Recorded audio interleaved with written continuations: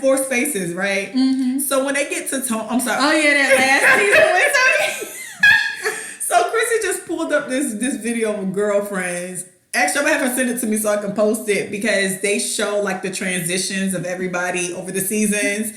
And y'all know Tony left like season 6. Yeah, 6 was her last season. So her transition ain't like everybody else's. But anyways, hey y'all. I'm not the girlfriends. We back. We back. Guess who's back? Guess who's back? Guess who's back? Guess. Oh, it's welcome back. Welcome back. Welcome back. Welcome back. Did your dog go upstairs? No, she right there. Oh, okay. Well, hey y'all. So, let's just do a little bookkeeping first. For everybody who sent posts saying how we, the viewers, and Recovering Party Girls are in like their top 5 Spotify's listens or listens of the year, whatever, however it goes. Thank y'all so much. But you know, every once in a while, you gotta go ghost to look for see how much a person loves you. You know what? I realize y'all really be riding. Y'all really ride. We're terrible people. But life has been happening, so I can catch you up quickly. For me, I don't know what our hold on, I can actually find out. It was September. It was right. September was our last episode? Right before Labor Day. Okay, so if September was, and you're right, September 1st was our last episode. So life was just happening in September, and then I got COVID. Mm-hmm. I had COVID for the whole month of October. And then I quarantined an extra 2 weeks outside of the guidelines because I didn't want to get my friends sick because I was super sick. And shout out to Christy because let me tell y'all something. Before we officially knew I had COVID, my mama thought I had COVID. I was like, I don't think I got COVID. But anyway, so I ended up losing taste. My mom was like, I'm calling Christy. I'm going to send her some money. I need her to bring you some stuff. I'm going to tell her. Let me tell you how my good sis went to 3 stores and spent 3 hours making sure she got all the groceries. And I'm still mad because I still cannot find the oranges you got me. They're in Kroger's. They're in Kroger's, but they don't have them in my Kroger's. They be having like mandarins. I'll get you some. And they were like really sweet. I know because I was like eating them bitches. Like that was really one of the only things I was eating. I wasn't eating. The only thing I really ate was oranges. I ate like an orange a day. You should have let me know. I would have got you some more. No, I mean, it was fine. But that was like you know how sometimes when you're sick, you take to something? Yeah. So I ate all the grapes first. I was like, shit. And then I ate the oranges. Yeah. And then that was it because my mom, I was lying to my mom. And she kept asking me, was I drinking that broth? I was like, nah. I mean, I was telling her, but no, I wasn't drinking the broth. Mm-hmm. But no, so that took me damn near to like November. And then November happened, and November came in and out in like 5 minutes. Mm-hmm. And now we're in December, and we're here. Yeah. Did you miss me? What's been going on with you? Just work. Working, trying to stay away from COVID. It has been a terrible year. Yeah, nobody doing nothing. It's been a lot, y'all. 2020 has showed its ass. Yeah, just trying to get through. And y'all begging for 2021 to come, and I just hope 2021 brings better things. Who is that? It was Summer Walker was like 2020 a wash, 2021 gonna be a wash. We just people was like, but isn't your baby doing so? You're pregnant, sis, you're pregnant. Your baby's doing June. Like, isn't your baby? It's a wash. You have a baby in your belly. You're pregnant. But yeah, so that's about it. Yeah. But so when we did the opening, if you guys were we even doing a show when Netflix dropped all the shows? Yes. Because at that time they had dropped by that time they dropped Moesha? Sister Moesha. And then I think we did the show right before they dropped Girlfriends and stuff. So if you've been following Netflix, if you have Netflix, you know they dropped a lot of, I guess they're all UPN shows. Yeah. They dropped a lot of the black UPN shows that we all know and love from the 90s. Mm-hmm. So in our opening, we were playing Girlfriends because Girlfriends is Christy's appreciation this week. Yeah, I mean, if y'all are watching it, y'all know it stars Tracee Ellis Ross, Golden Brooks, Jill Marie Jones, Persia White, and Reggie Hayes. Yep. Yeah. So, and it's just women getting through life in their 30s. Joan is a lawyer. Lynn is a freeloader. She has a lot of degrees and she's an artist. Is she an artist? So Joan, she's bohemian. Joan starts off as an attorney, but then by the end she ends up as a restaurant owner. Girl, I feel like Joan owned a brunch restaurant that we go to. Right. At the end of the day, that's what I feel like she owned a hookah spot now. You think Joan definitely owned a hookah spot now? She had to transform it. She's like, oh my gosh, hookah! I love the Middle Eastern theme. That's how. Change the pillows. Yeah. Have belly dances. Exactly. And stuff. Yeah. So then then there is Lynn, played by Persia White, who she went to college with Joan and with Tony. And Lynn does have multiple degrees. And she starts off as a freeloader, but then by the sixth season, she finds that she has a passion for music that came out of nowhere. She's still a freeloader, and she finds out she has a passion for music. Yeah, that she didn't need a passion for. Right. We didn't. We did not need to know that. Yeah, her music career was terrible. Yeah, and then Golden Brooks plays Maya. Maya Wilkes. Oh hell no! She starts off as Joan's admin assistant. But then writes the book, Oh Hell Nah. Oh Hell Yes. Oh Hell Yes. Oh Hell Yes. And, becomes an author. And yeah, that's pretty much what she's doing. And then Tony is Joan's best friend. They grew up in Fresno together. And Tony, she ain't never going back to Fresno pretty much. Ain't. And, she's a real estate agent. And then Reggie Hayes plays what's his name? William, who is Joan's co-worker and becomes the male best friend to all the girls, and he's an attorney. And I think we should kind of William end up dating? He ended up marrying Monica. Let's throw in Monica. Yeah, Monica I love became Keisha. Keisha Sharp. Keisha Sharp. Yeah, I love her. Darnell was played initially by Flex. We don't really like Flex. Okay, let's just jump into it because we need to talk about how me and Kristen really have had multiple conversations about the Darnells. Yeah. Do we want to do that now? We want to go into Girlfriend? No, let's talk about it. So the original Darnell is played by Flex Alexander for the first season. Mm-hmm. And then the second one is played by Khalil Kane. Yeah. Khalil Kane, who was in Juice, and he was in Love Jones. He was in For Color Girl. For Color Girl, he did rape. Wasn't he a rapist in that one? Yeah, he did. He played in Renaissance Man. Me and Brandy was just talking about how For Color Girls really Brandy could do the whole monologue about when I walked into the room and he touched my body. It's just like, Brandy, shut up. I've only seen that movie once. Brandy could do the monologue because apparently she watches it for comedy. But I was like, the thing that really threw me off about Colored Girls is when he was raping Anika Noni Rose's character, they kept showing them pork chops smothering on the stove, and I don't know why that bothered me so much. Because I know she was. What it was her clicking focusing on it. But it's I don't need to focus on it. Why am I focusing on these pork chops? Because you need to be in her position. It was really that really F with me. But anyways, so Darnell's character was basically an alpha male. I don't want to say chauvinist, but a bit of him was chauvinist. Was stuck in traditional. Very traditional. That's the word. He's very traditional. I don't think Flex Alexander gave off what they initially wanted for Darnell. The Flex seemed sleazy and a liar. He did. He seemed like he was a little rat and up to something. But then the second Darnell, even though it was mess going on, he seemed like a good stand-up guy. Yeah, his traditional ways might have hurt his marriage, but he wasn't a bad man.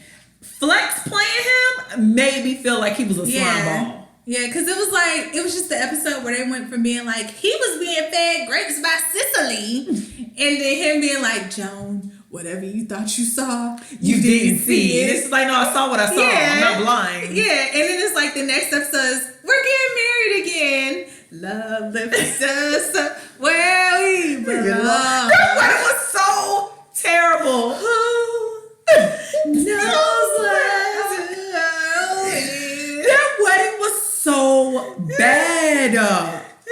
You see, Joan, that's what happens when you have a wedding at home. It's like, no, that's not what's supposed to happen. It's raggedy shit. Now you're sounding like Joan. Okay, you know what? Let Maya have the wedding that she want to have. You know what? It's like weren't they wearing like plastic? Like that was a terrible wedding. And Joan, I will pay for us to get nicer dresses. It's just like, right. Joan was such a bitch when everybody got married. Oh, that's your cousin made that. That's cute. So in the book. That shit was funny. I hated Flex's Darnell. I'm so happy Flex got one and then way. when she had fibroids and it was like, well, you know, Darnell, my body don't feel the same. So you don't want to fuck? Right? Basically, he really was just like that. So you basically want me to go and have sex with somebody So you else. don't want to fuck so I can get pussy from somebody else? He's like, wait, I have fibroids. Like I don't feel like myself. Well, my dick feel like itself. It's like what? So you're not performing your wifely duties. Yeah, he really did. Because I feel like the second Darnell would have been like, all right, Maya, what you mean? He would have nursed her back to health. That Flex's Darnell was terrible. Yeah, I need to go out for a minute. So you want to fuck? No, I'm going to the grocery store. I'll bring back some milk. It's like, all right. But it's midnight and I didn't ask for milk. I want cereal. Okay. He deserved 101. He played that role terribly. Yeah. The only thing that was worse than that was when Flex played Michael Jackson. It's Michael Jackson and Flex playing Darnell. Not putting them on the stage. It was. That was so terrible. Him and Flex was really bad. Like I thought it was bad even then, and then they switched to Darnell's, and I was like, okay, this is a likable couple. They met in high school. Mm-hmm. They from that area. It's like a small town, essentially, because they from there. They went to high school together. It made sense. It wasn't until I watched it this time when I called you and was like, so, about Flex playing Darnell. Yeah, and it's like they didn't even look good together either. Like, she looked better with the second Darnell. Yeah, it was, but then, because they changed Darnell, they kind of like wanted you to forget that Darnell had been with Cicely. So then it was kind of like when she ended up getting with Stan, to me it was kind of like a wash. But the second Darnell, I don't believe he had anything going on with Cicely. Listen, the way I do Maya and Darnell's relationship, that whole Flex situation does not. I don't think about that. I don't. Anything that happened in their relationship does not matter. The only time I met Darnell is when Khalil Kane was playing him. Even though I feel like the second Jabari should have been Flex's son, because that second Jabari was so whack. Yeah, that second he was so whack. If there was no, I need to know. Has anybody ever found an article about what happened to the first Jabari? Because that makes no sense. Yeah, I want to know. I want to find him because he was a good Jabari. He really was. That second Jabari. And he had to like go through a lot of trials and tribulations with them for y'all to just show me this random nigga. Right, who was trying to assimilate with the white people. Yeah, that was weird. That's not the Jabari I know. That's not the one I raised. I don't know that Jabari. Jabari I raised? Jabari wouldn't have been making no YouTube videos dancing. Yeah, it got really fucking weird. Yeah, Jabari wouldn't have been like letting a white girl sit on his lap. Girl, that whole wedding episode was super funny too. Just the simple fact that Maya even went to the wedding and ruined it. It was just, and they let that. I never realized how long Maya and Darnell were separated until I watched it this time around. Because they were separated for like a couple of years. Yeah, it was a couple of seasons or a season and a half. They really just, I was like, damn, they didn't even like blur the lines with them either. It's like they broke up. Mm-hmm. They had a moment when they originally kind of broke up in Joan's house. Mine was then, like, so I'm going home. Yeah, and then they broke up and that was it. Like, it was just they never really blurred the lines where they were like messing around on the low. Except for when Darnell, because Darnell was too good of a guy for that. Except for when he got drunk at his bachelor But even then, it's like they could have took it to where they slept together. They still did it where it was just like, Oh, okay, I love you, Maya. Yeah. And it was just like, this is really sweet. He's drunk. Sweet. Yeah, like he's drunk, but this is really sweet. But I guess they kind of like let you know, because he was making fun of her neighbor that she had slept with the one who wore sandals. And like, even with the girlfriend the fiance who he was gonna marry, but she was out with the dude with the dread. She was with the dude with the dreadlocks or whatever. But it is just, I guess subconsciously it being like, Maya's trying to ruin our wedding. She wants Lynn and the band to play. Lynn's band was fucking terrible. Slave for you. And then the fact they try to have her sign with Big Boy. I was like, Big Boy, that bitch ain't got no talent. Why are y'all lying to me in my face like that? I hated them for that. When they ended on season 6 with Maya's song, where did we go? I hated that. This is Girlfriends. Girlfriends deserved a wrap up. Girlfriends deserved a wrap up, and I honestly, Jill Marie Jones said she doesn't regret leaving, but I genuinely think that lady regrets leaving Girlfriends because she didn't hit again for real. Like she worked, but she didn't hit again, and I think we deserve, I genuinely think we deserve like a 2-hour movie. And considering that Mara Brock Kill has that deal with Netflix, I'm thinking maybe we might get it. Yeah, I think Netflix, and honestly, because with Netflix at this point, they're losing a lot of their shows because everybody's doing streaming services now. Mm-hmm. When Netflix first started, it wasn't all these like different avenues to watch, to stream essentially. Mm-hmm. So FYI, y'all, they're taking The Office off at the end of the month. And so with that being said, I just think Netflix's best bet at this point is original programming and finding all the black shows. Mm-hmm. Find all the black shows, and if they didn't have no season finale, give people season finales because people really will tune in. Even with Moesha, even though like their cast is like the way what's Lamont Bentley name on the show? Hakeem. Even though Hakeem passed away, if they was like we got a 2-hour Moesha, rapper, we don't want to see Moesha in 20 years. You know what I mean? We would still want to see Joan and them 10 years later. Yeah. Like, they should really, I think that should be Netflix's best bet is to wrap up black shows because they're losing all their white shows anyway. Yeah. But I want to see them where they're at now. Like, I want to see, like, all the kids are grown. And stuff. I would love to, because Tony's daughter should be older. She should be a teenager. Yeah, I would love to see it like that. I would love to see, like, Maya and Darnell getting ready to be grandparents. I would love that for them. But I want to see it with the original Jabari. Yeah, I don't know that second one. We want the original. Or Jabari. You can just drop the baby off. If you can't find the first Jabari, just drop the grandbaby off. Anymore. That's okay. Just be like, my daddy said hi, and then Jabari. Yeah. I want to see Joan where she's at with her marriage with Aaron and Lynn. I don't know. I kind of would want to see like Lynn settling down. It would be a plot twist if like Lynn's married and has like 2 kids. Yeah, but I still want her to be bohemian. Yeah, I want to be bohemian. They think she was raising her kids to eat like sunflowers and only corn. But I kind of want to see Lynn as the real life Cree Summer. Yeah. Because like her kids are like well behaved, but like she calls them like the bandit and stuff. Yeah. And like her kids are hilarious. Yeah. And you can tell they're just free kids. Yeah. Would you still want to see Tony messing up Jabari's name? I will definitely cap it. If she don't mess up Jabari's name, what's the point? Don't relive it. I don't want to relive it if she does. If she knows his name now, then what's the point? What's the fucking point? Yeah, and I want them to tell us how Tony and Joan ended up making up. Yeah, but it'll be one of them quick like, so you know how you kind of go, they do like the quick wrap up into it. I wouldn't mind that. Or like just flashback. I could do flashback. Like a flashback of Joan's wedding and seeing Tony Kane. Yeah, I wouldn't mind that. I want Jennifer Lewis to still be her mama. Listen, if Jennifer Lewis don't show up, I don't know what's the point. Again. Right. What is the point? But I don't know. I just think Girlfriends was this show.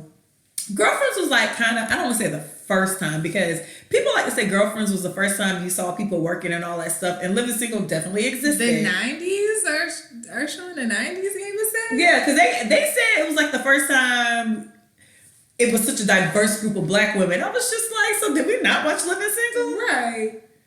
Regine Hunter wasn't from like a ritzy area. They was all from the projects. Yeah. And Max kind of seems suburban to me. Yeah.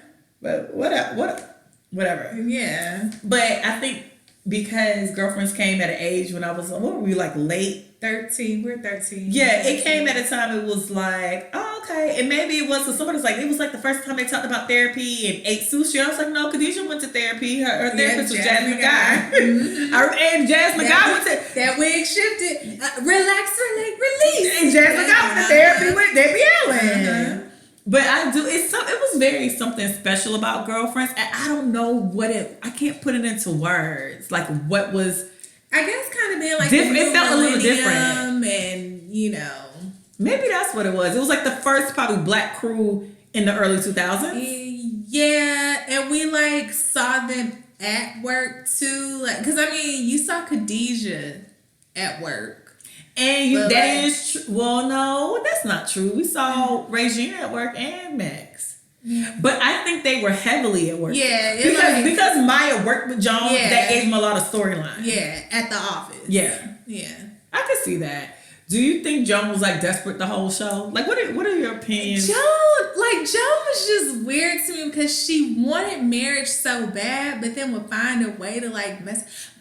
But the thing is, like, the guys that Joan picked, it was like, if you want marriage, why are you going for that guy? Like the DeAndre Whitfield one. DeAndre Whitfield really played in her face. Watching him come back and be like, I'm engaged just because he didn't want to be in a relationship really pissed me off. Yeah. And the fact that he was like a sex addict was like, I need you here in New York. It's like, listen, I can't fuck you to health. I can't fuck you to health, sir. But then it was like, well, Joan, why even go there when it was, I don't know, it was him. And then I think of all her relationships, the one with the actor, I guess, was like the best one.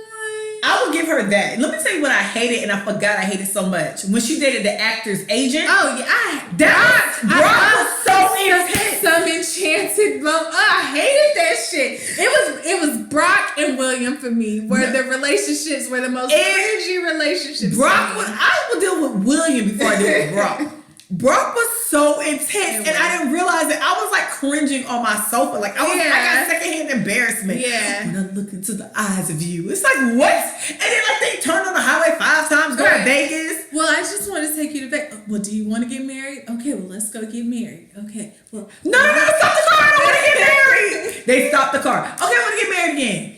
Get to the stoplight. She opened the door. She runs into the desert. He follows her. It's just like go to Vegas or don't. Well, because when we have our kids, what are we going to tell our kids? I don't want kids. You don't want. And then they brought him back, and then he wanted kids. I hated Brock so much. Yeah. Passionately. Yeah. I was dealing with the little boy he was dating who had on X pills. Before I deal with Brock. I was dealing with the dude with the big hips. Before Brock. I would deal with the dude who messed with Tony after Joan. Brock was terrible. I would deal with Lynn's ex, who she had to run from his mama house. Before Brock. Brock was just such an awkward and so... Yeah, I didn't realize... It started off intense. It wasn't like it was a build-up. It was like, hello, intensity. And it was just like, what the fuck is this? Yeah. Listen, I'll watch Love Is before I watch Joan and Brock. And y'all know how I feel about Love Is. But I think Aaron was the best guy for her because... Which one was Aaron? The one that she ended up marrying. Okay. Because he truly accepted her for who she was. Yeah, and was I'll work with it. But the best guy for the image that she wanted would be Wayne Brady. Yep. Because that was, he was in the scene and all that stuff. But then she was trying to run up behind that basketball player. And it was like... when Joan started feeling herself, Joan was feeling herself. Feeling herself hard. It was. My biggest regret about Girlfriends, and I know they probably couldn't give Tony the money she wanted, because I think originally she said she wanted them to hold out like Friends and everybody get the same pay cut. And even though I do like what Friends did, I feel like Friends was equally yoked. The show wasn't surrounded by nobody, even from like their from their pilot. Yeah. That show really was about Joan and her friends. And also, like, with Friends was a very big show. They could take they could take, because when they still get like $1 million, like, when they even it out, everybody just got $1 million an episode, which means somebody probably was getting 750,000, and somebody probably was getting $2 million. $1 million and all the advertisements they got outside of that show.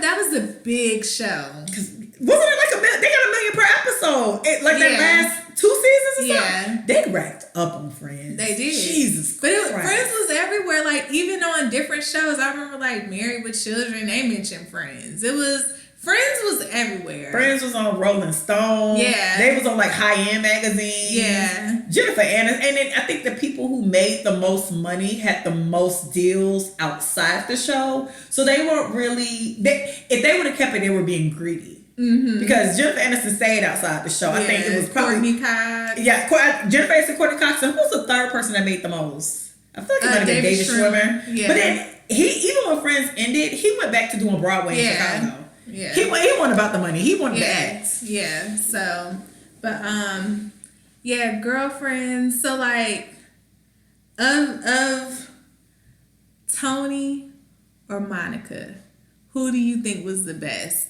at being a villain?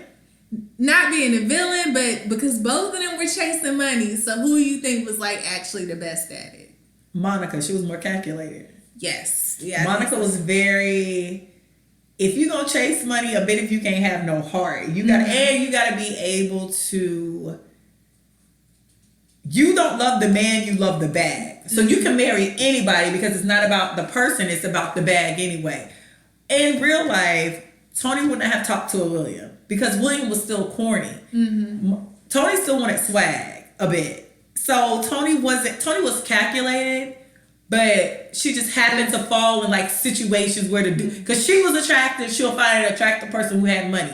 Monica was like, I saw you, I built you. Yeah.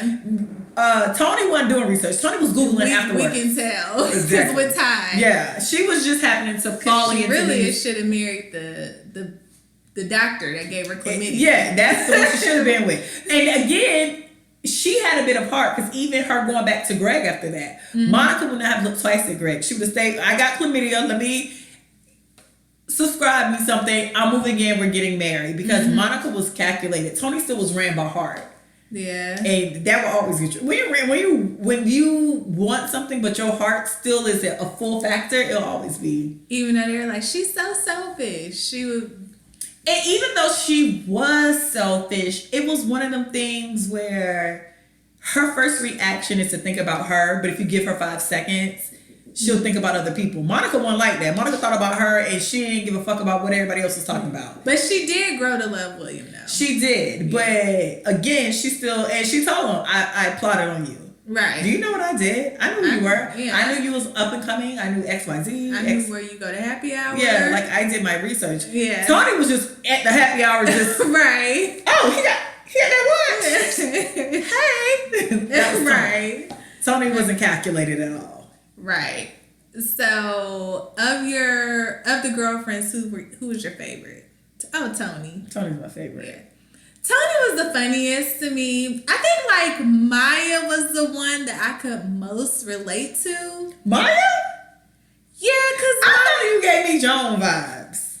How did I give you Joan vibes? Not in like a bad way, like, and not in when like I be taking them girlfriends quizzes, they always give me like Joan because the motherly aspect. Yeah, I give you Joan too because Joan's work ethic is the first thing, and then the second thing about Joan, and when I think of you and Joan, it's not because of how y'all are in relationships, because Joan has more. I'm a split between Joan and Maya, probably Joan and Tony when it comes to relationships, because I can be a bit gullible sometimes. Like I like to take those bitches off the record though. But relationship aside, Joan was the one who had the most decent like opinion on everybody else. Like Maya was like, oh hell no, and Tony was so self-absorbed that she wouldn't even care about what the hell was going on, and Lynn was so bohemian that she wasn't invested in anything got really. Me some Lynn last night, y'all. Got me some Lynn. Lynn really told that man bold face like, I'm a virgin. It went from I'm celibate to be like, I mean, I've never had sex. I tattooed her already, tattooed her ass. She showed me her Lisbon. I showed her oh my. Why ain't Lynn like that? Why? Lynn should have been smarter than that. Like, you can't be. Common ate her up at the poetry club. I ain't know. No, that'd be secondhand embarrassment. Because it wasn't even like he tried to like. You know, sometimes when people do poems, they can do wordplay. No. I got me some Lynn last night, y'all. Okay. Like, so you were Savant now. Okay. Because he could have easily been like, it was a girl in here I used to fuck. And it's like, he was, okay, I got you. Roger that. Omar, come to the stage. No, snap. Got me some Lynn last night, y'all. Got me some Lynn. Did he say he came in there on Monday and got out there? That nigga spit a wick in that girl pussy. Jesus, he spit a wick in that girl. As I tattooed my name with her already tattooed. Did he say just put an O because one on room? Like, I didn't spell my name. I just put an O with a dot. Like, Omar said he fell in. He said I went in 360, came out 270. Wait, that is. Like, what? What? No, that's treacherous. That was so. Oh my God, she ate him so. Oh my God. I would have to fight. I ain't gonna lie to you. I was small on him. I ain't gonna lie. We just would have to fight. Lynn, man. Lynn and her. But Lynn was so weird to me too, because for Lynn to just be so, I'm free spirit, sex. That was so ugly, but go ahead. I just want to throw that out. But she would be getting stuck on these dudes. Like, she got stuck on Bosco, who didn't have a job. He needed to fuck. I hated that. I didn't realize how much I hated that era until I rewatched it. Y'all lived in Maya's mama fucking garage. And then you had a place to stay. You could have just stayed with Joan. But you want to be with that bum nigga. I ain't get that. Yeah, like Bosco. Then it was, Sabat, he was decent. But he was decent, but she wasn't going to last. Yeah, that wasn't going to work. Mm-hmm. Yeah. And then Finn. They was so funny looking. What do you want me to do? You want to date her? You want to date her? Well, fine. Here. No, it was like the way Finn was just like, all right. That could work. Yeah.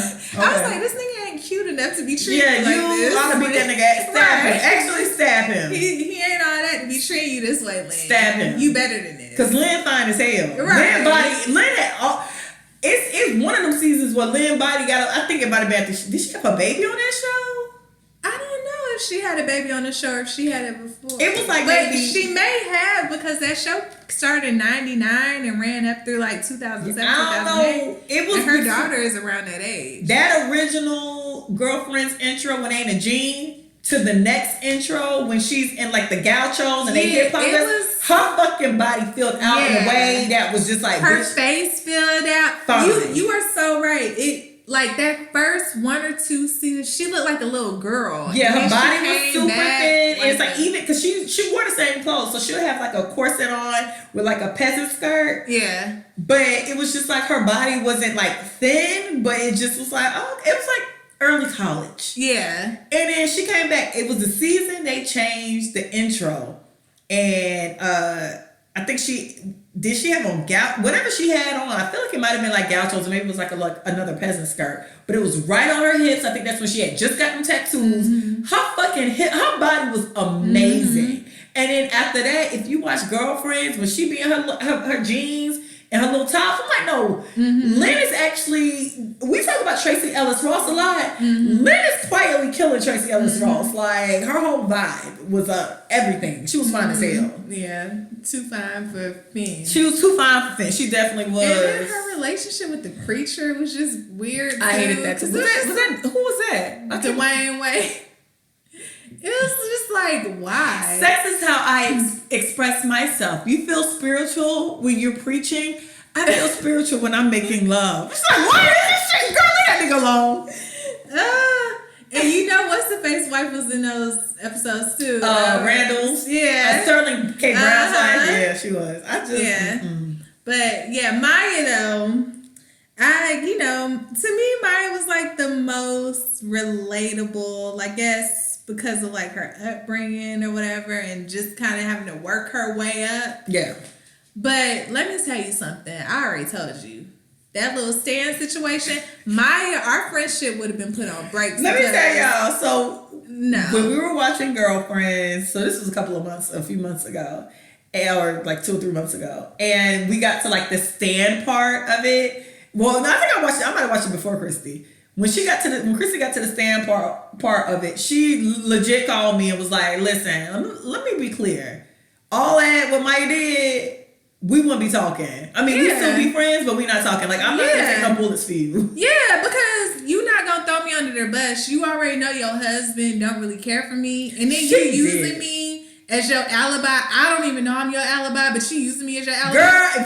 But she went Merry Christmas. She was so happy at that Christmas party. Yeah, for Darnell to be burning the damn hole into her with his eyes. Like, we wish you were married. Right. And then that was so damn stupid. For Joan to make up for it and bring him like a computer and all that stuff, for her to be out on the balcony talking to Stan. Let's just go real quickly. Girl, and that's why I fuck with Tony, because Tony was like, "Is that bacon?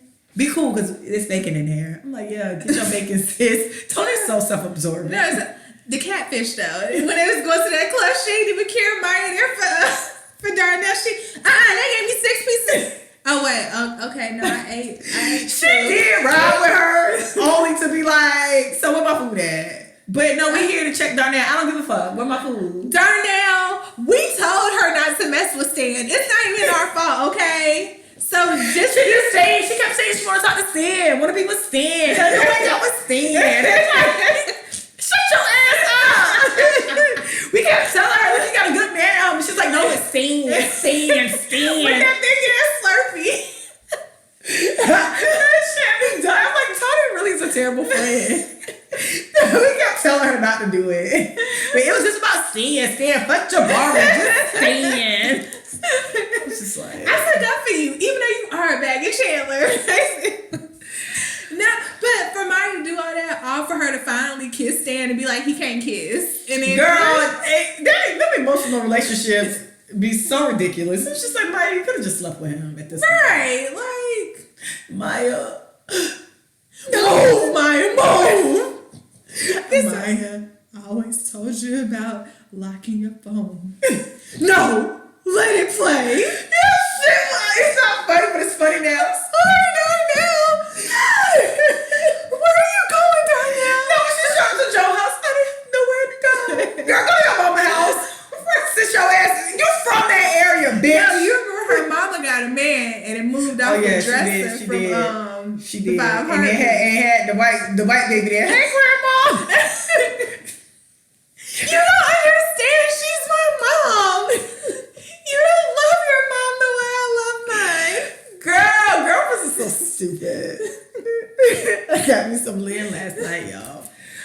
Okay, well that was fun. Y'all, listen. If you have not watched Girlfriends, it's still on Netflix. I don't trust Netflix because they be like clearing stuff out real quick. Like it'll be here today and go tomorrow. So get you, just, catch up. I caught up because I really didn't pay attention to the last season, but apparently that season was supposed to be their last season, but then they end up ending it on winter break.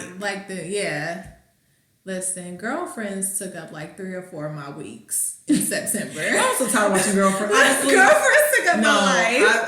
I still even haven't finished Sister or Moesha. Girlfriends came and reigned supreme in my house. Yeah, it took my life over. And you know what? And when you get caught up and you binging, when you finish, it's such a relief because you feel like, I felt like I was chained to it. It was just like, well, let me watch Girlfriends. Right. Like, I'm tired, but I need to watch it because I got to finish it. Right. Because it was like, we don't know when they go take it off. Yeah, you be rushing. We watch it. So, yeah. But shout out to her. It was a good time. Yeah. I hope, like we said earlier, Maria Kilbrock, who was the creator of Girlfriends, she has a deal with Netflix now. Mm-hmm. So hopefully Netflix will offer her the money they've been asking for, I guess, to shoot a 2-hour movie or hour and a half for us to wrap Girlfriends up properly. Yeah. Yeah. Because it shouldn't have ended that way. That was terrible. Yep.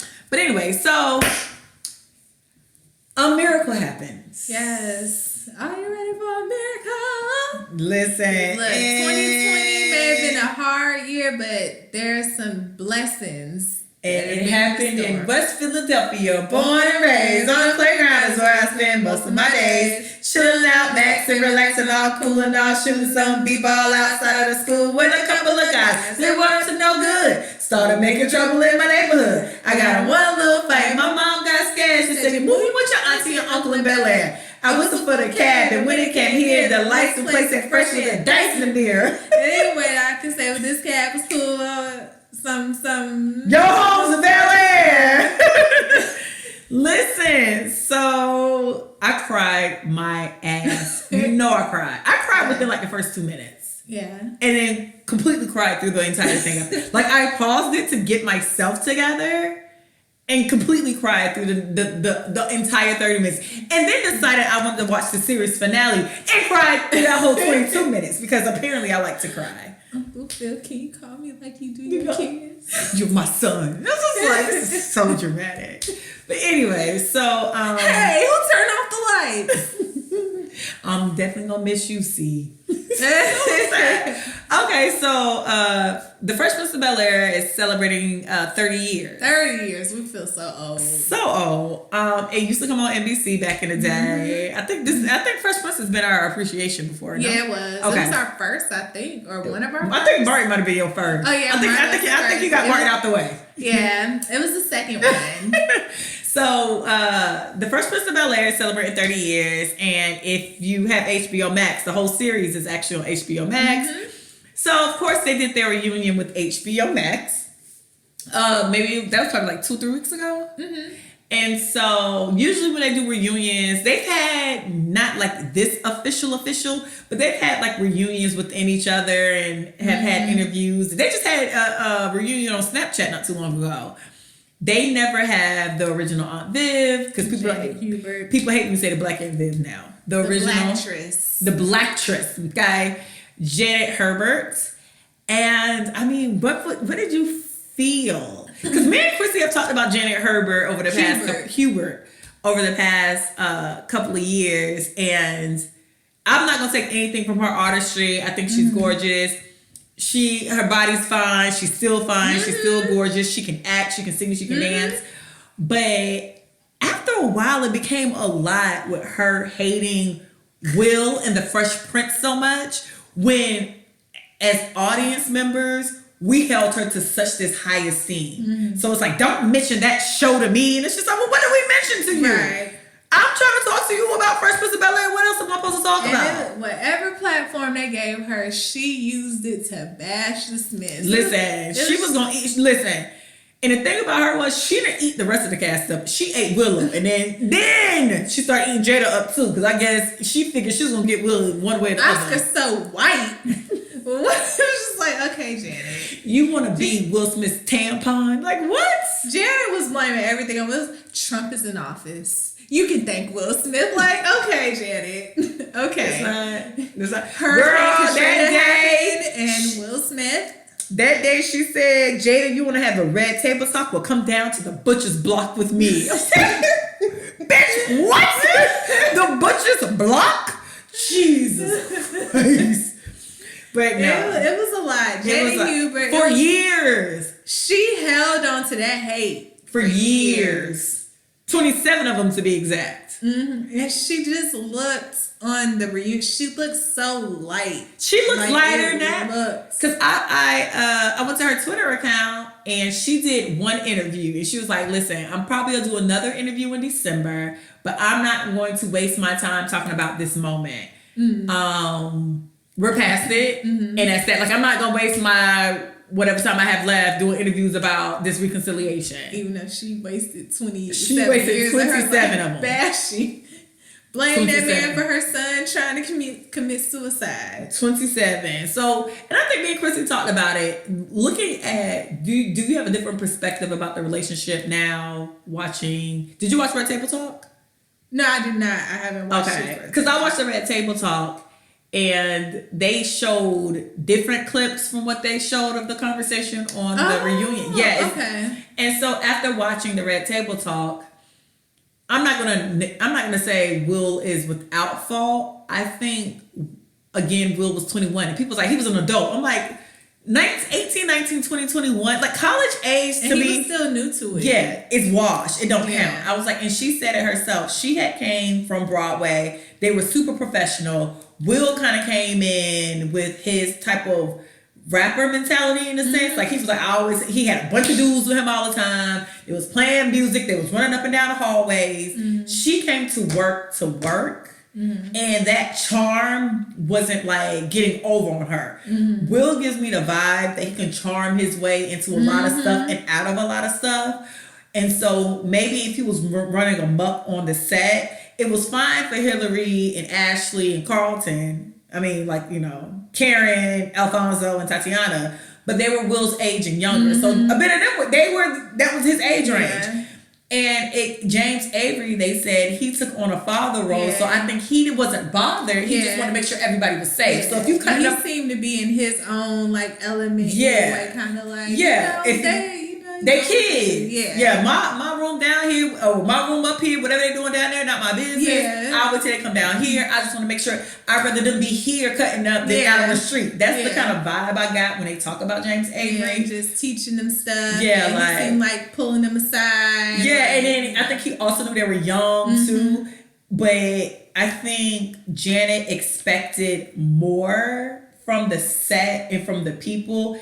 And Will being charming wasn't impressive to her. It was just like, she see him as an asshole. That's what it came across like, no, you were a dick. Yeah. Even though most people be like, oh, he's so charming, look at Will. Girl, honestly, after watching on and Red Table Talks, I don't see how Jada she be dealing with Will. Honestly. Because he seemed like a lot.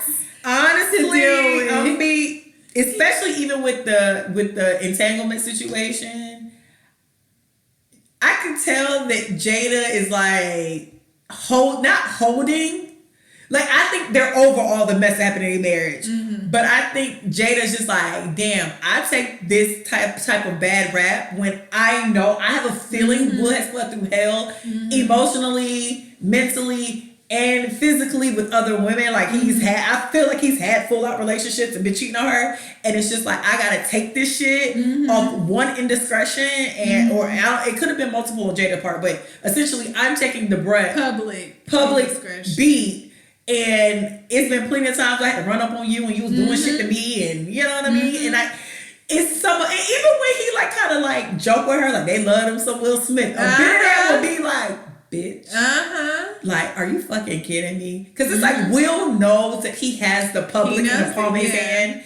And it's like, I mean, Jada, they love Will Smith. It's like, they tell me to leave you every day. It's like, you motherfucker.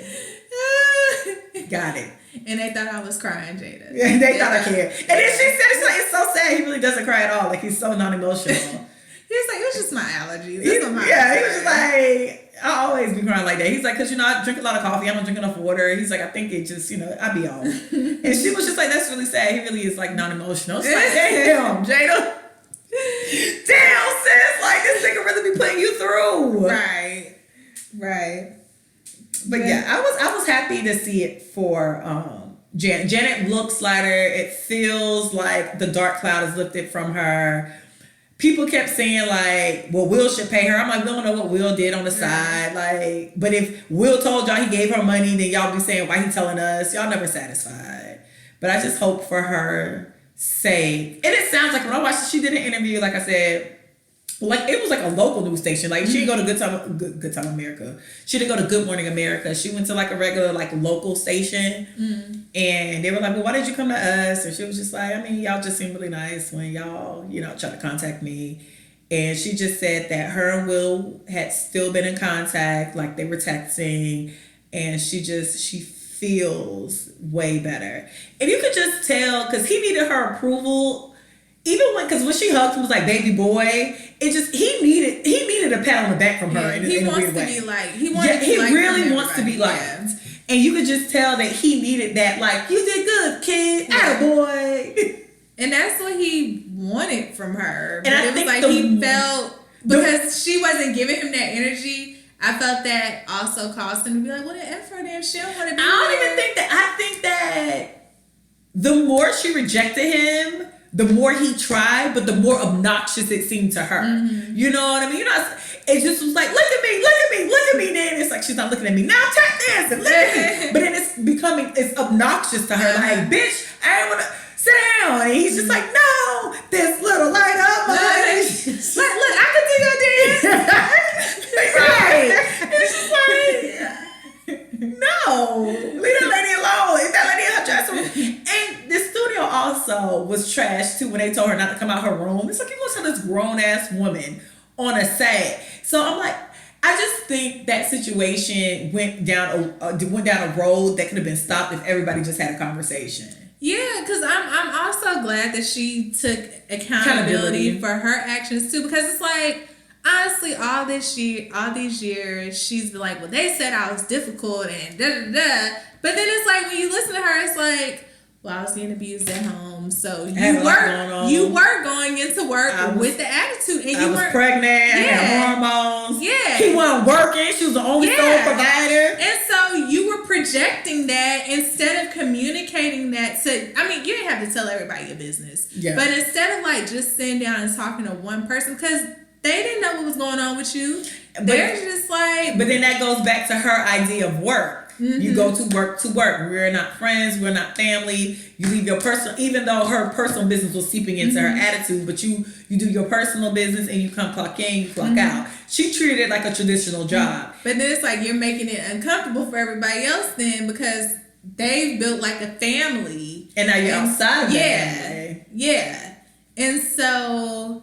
It was just, I don't know, because then, like, she's been blaming Will and, like, this whole narrative. My son didn't go to college because of Will Smith. Like, or he blackballed me. And it's like, well, did he really blackball you? Or was it just the people on the set didn't care for you? I think it was a combination of it all. I just think that word got around. I think Hollywood is small. Yeah. I think... Were you ever going to get a job on an NBC studio lot? No, because they were on the NBC studio lot. So that already took you out, right? Yeah. Now, the people who work at the NBC studio lot, they also work at the ABC and CBS studio lot and Fox studio lot. So now news is travel, and that's just kind of how stuff goes. Yeah. It starts here, but it ends up everywhere. And don't say you were completely blackballed, because you was on Bernie Mac's show. Still working. She was on Jamie Foxx's show. Hey, I forgot. Oh, she was Jamie Foxx's mom? No, she wasn't Jamie Foxx's mom. She was an acting teacher.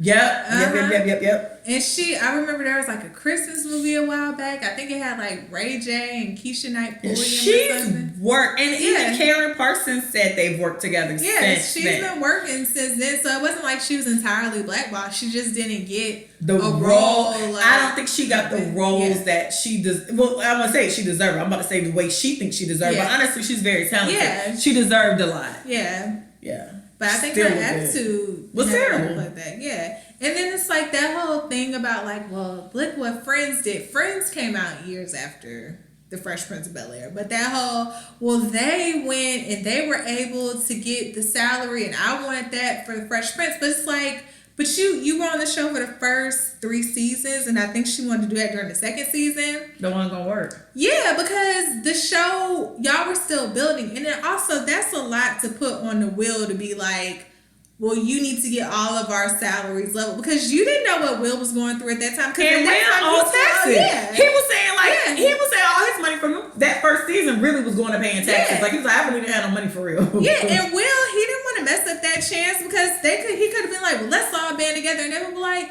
all right, y'all want more money? Got you. You know, and that's what happened with Smart Guy. Yeah. When that wasn't even about Smart Guy getting people more money. He wanted more money, and they canceled Smart Guy. Yeah, they would be like, oh, well, okay, so y'all done came in here and y'all want more money. Okay. I wonder, do Tia Tamara's mom regret fighting for Taj to get more money? But I think it was also the way that she went about it, that they said they did that in the midst of the season, versus maybe if she would have tried to do that over the summer after they had already gotten. I wonder if they had like contract, like when was their contract up? And Smart Guy didn't even have to end the way it ended because the show was actually good. Like Smart Guy deserved more. But now that I know the story, that's kind of annoying to me that everybody had to get their check cut because y'all signed a deal. Like, I don't want to say y'all signed a deal because I get that you sign a deal and then something becomes popular and you see the money coming through, you want your percentage. But it's like, so now everybody can't have no job. Right. And I mean, he was the star of the show, so I understand you wanted more money for him. Yeah, I wonder when his contract negotiations was going to be up. Yeah. And maybe she thought because she had T and Samira on WB, maybe she thought she had a bit more of an upper hand. But them motherfuckers was like, all right, so we don't need Smart Guy. Right. We have T and Samira. We already have the Mallory. Exactly. And honestly, Jimmy Fox show's doing better. Like, what? We have the Wayans brothers. Steve Harvey show's really clearing at this point. And we're kind of moving from like the child funny to like the adult funny. Right. So thank you for helping us. Right. Ooh, terrible time. But I am glad that they finally talked. She looked lighter. Me and you saying like, could we just call her and say hi? Because she needed it. It got to the point where I was like, I feel like that's all she really wants. I just feel like she wants Will to acknowledge her. She needed it, and the funny part was watching the Red Table Talk. He needed it too. Yeah. And I never realized that he needed it because he never commented on it. But he needed it too. He needed her because she approval. was publicly doing that to him too. She stayed on his neck. So Jada better than me because I'd have been cussed the black church out. Bitch, my husband. I don't care what. Look, Jada was Zen by then. Oh I forgot. We deal with Zen Jada now. I need to see 90s Jada because 90s Jada would have been trying to fight that bitch in the street and might have won. Because Jada was a firecracker. Right. So where are we at? What else is popping? You've been watching Schitt's Creek. So hi guys. So I started watching Schitt's Creek by accident. I think that it was the Oscars. Was it Emmys or the Oscars? The Emmys. That's Emmys. The little gold. Oh, guy? Golden Globe. The gold. What's the gold guy? Like the gold man. Emmys, because the Oscars is for movies. Okay, you're right. So I was watching the Emmys. Shout out to the Emmys. They tried their best. I'm one of the only people that actually, Christy always tries and never finishes. I don't know how I managed to sit through those type of award shows every year, but I do. I didn't even try. What are you talking about? I don't. So I text Christy and let Christy know when people win. Yeah. Because for some strange reason, I watch all the award shows. Try. Ew. So Schitt's Creek won all the comedy awards. Best comedy writer, best episode, best comedy actress, best comedy male, female, female again, best lighting, best production. But they cleared the comedy. So I was like, damn, I've never heard it. And I literally never heard of Schitt's Creek up until I was watching that show, until I was watching the Emmys. So I was like, damn, I think I had this friend, my friend in Miami. He was like, no, you will love Schitt's Creek. So one day I started binging. Six seasons. Loved them all. That is a funny damn show. They're all on Netflix, right? Yep. It's just that regular The Office, Parks and Rec, white people humor. Mm-hmm. So essentially Schitt's Creek is about a family who were like millionaires over millionaires. They lose their money because of an investment or like their accountants steal their money. So when Schitt's Creek opened, the FBI is there clearing their house. The IRS is there clearing their house out. Like, you owe us this amount of money. Basically move out. Mm-hmm. And so one of the IRS men tells the dad, was like, well, you can't keep anything, but you know that investment you made in that little town? And he was like, what little town? And they were like, Schitt's Creek. He was like, oh, I bought that as a prank for my son. It sounds like you bought a town. I thought you made that up. He was like, no, but how would I get a deed? And the daughter was like, you could have made the deed on the computer. He was like, that's not funny. You have to buy it so I can get the deed. That's what made it funny that I bought the town. That was the only thing they could keep during the whole debacle. So now they have to move to this town called Schitt's Creek. And they're basically like people who have had all this money all these years. The wife is like a soap opera legend. The son lived in New York and had like a clothing designer store type of thing. And the daughter basically was a hot daughter that traveled with multimillionaires all the time. So the show spends its 6 seasons in this area called Schitt's Creek that they own, and they're trying to get back on their feet.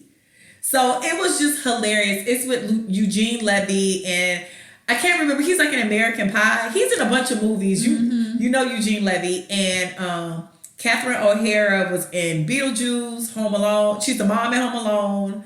She's in Beetlejuice. She's super popular. They're super funny together. And the funny part is Eugene Levy's children are in this show. Daniel Levy is actually his son on the show. He's hilarious. And then his daughter is the woman who works in the cafe. So I say all that to say, if you like white comedies, please watch Schitt's Creek. It's a very easy watch. The episodes are like 30, not even 30 minutes. The episodes are like 20, 21 minutes. It's funny. It's feel good. It's not too heavy. If you just need something light to watch, it's not too heavy. And like I said, the episodes go by so quick. It's a quick watch. So shout out to Schitt's Creek. They wrapped everything up on Netflix. If you finish the series, they actually have a documentary talking about how Schitt's Creek even came to like. Oh, the show's over now. Yeah, the show did 6 seasons. It's done. Oh, okay. So you can actually watch the whole show, the whole series right now. But they have a documentary on there, and they talk about like the making of Schitt's Creek, and that cast just really liked each other, and you could just tell. It was a really good show, and I didn't realize like all this fandom about the show was going on around me. Never even heard of the show. So shout out to Schitt's Creek. Watch the documentary. And on the documentary note, also watch the Hot Chocolate Nutcracker, which is Debbie Allen's documentary about her dance studio and the Christmas play they put on. Yeah, every year. So shout out to both those. Where we at? I don't have the list. Where we at? You want to talk about the Godfather of Harlem? Oh, it's my turn still. So listen, Epix has this show called The Godfather of Harlem, and it stars what's his name? Forrest Whitaker. And it's about, I didn't realize it was a true story. It's loosely based on Bumpy Johnson. If you know Bumpy Johnson, it was basically the mentor to Frank Lucas. If you know who Frank Lucas is, that's American Gangster. Denzel Washington played him. So the movie starts with Bumpy Johnson getting out of... Didn't Cuba Gooding Jr. play him in he played Nicky Barnes. Oh, okay. He played the rival. Yeah. Bumpy Johnson was like his mentor. Okay. And if I remember correctly, I think Bumpy Johnson was in American Gangster because he died. He had a heart attack. Oh God, I don't remember. Yeah, Bumpy Johnson I think was played by that guy who got like the big bottle up a little bit. I think. Bill Duke. Yeah, how you do that? Yep, him. So you stuck that right. So we're in Minister Society. So first you said you went to the movies. Now you're saying you fucked that right. Yeah, so Godfather of Harlem is based on Bumpy Johnson. He's just leave the Alcatraz, whatever prison is in California. Alcatraz. That prison in California. In San Francisco, you like see it off the bay. Yeah, and they closed it because it was so terrible. Yeah. But then you can tour it now. You can. They take you on boats and stuff. Because it's like in the water. Like you have to. Yeah. That's where Al Capone was, and they was getting like syphilis and stuff, I think. And then they said it's only one person that escaped it. So I'm trying to figure out how he even got off of it. Did he hit the water? I forgot. It's one person that escaped from there. But anyways, so it starts with him. He basically went to jail, but he never told him the mafia.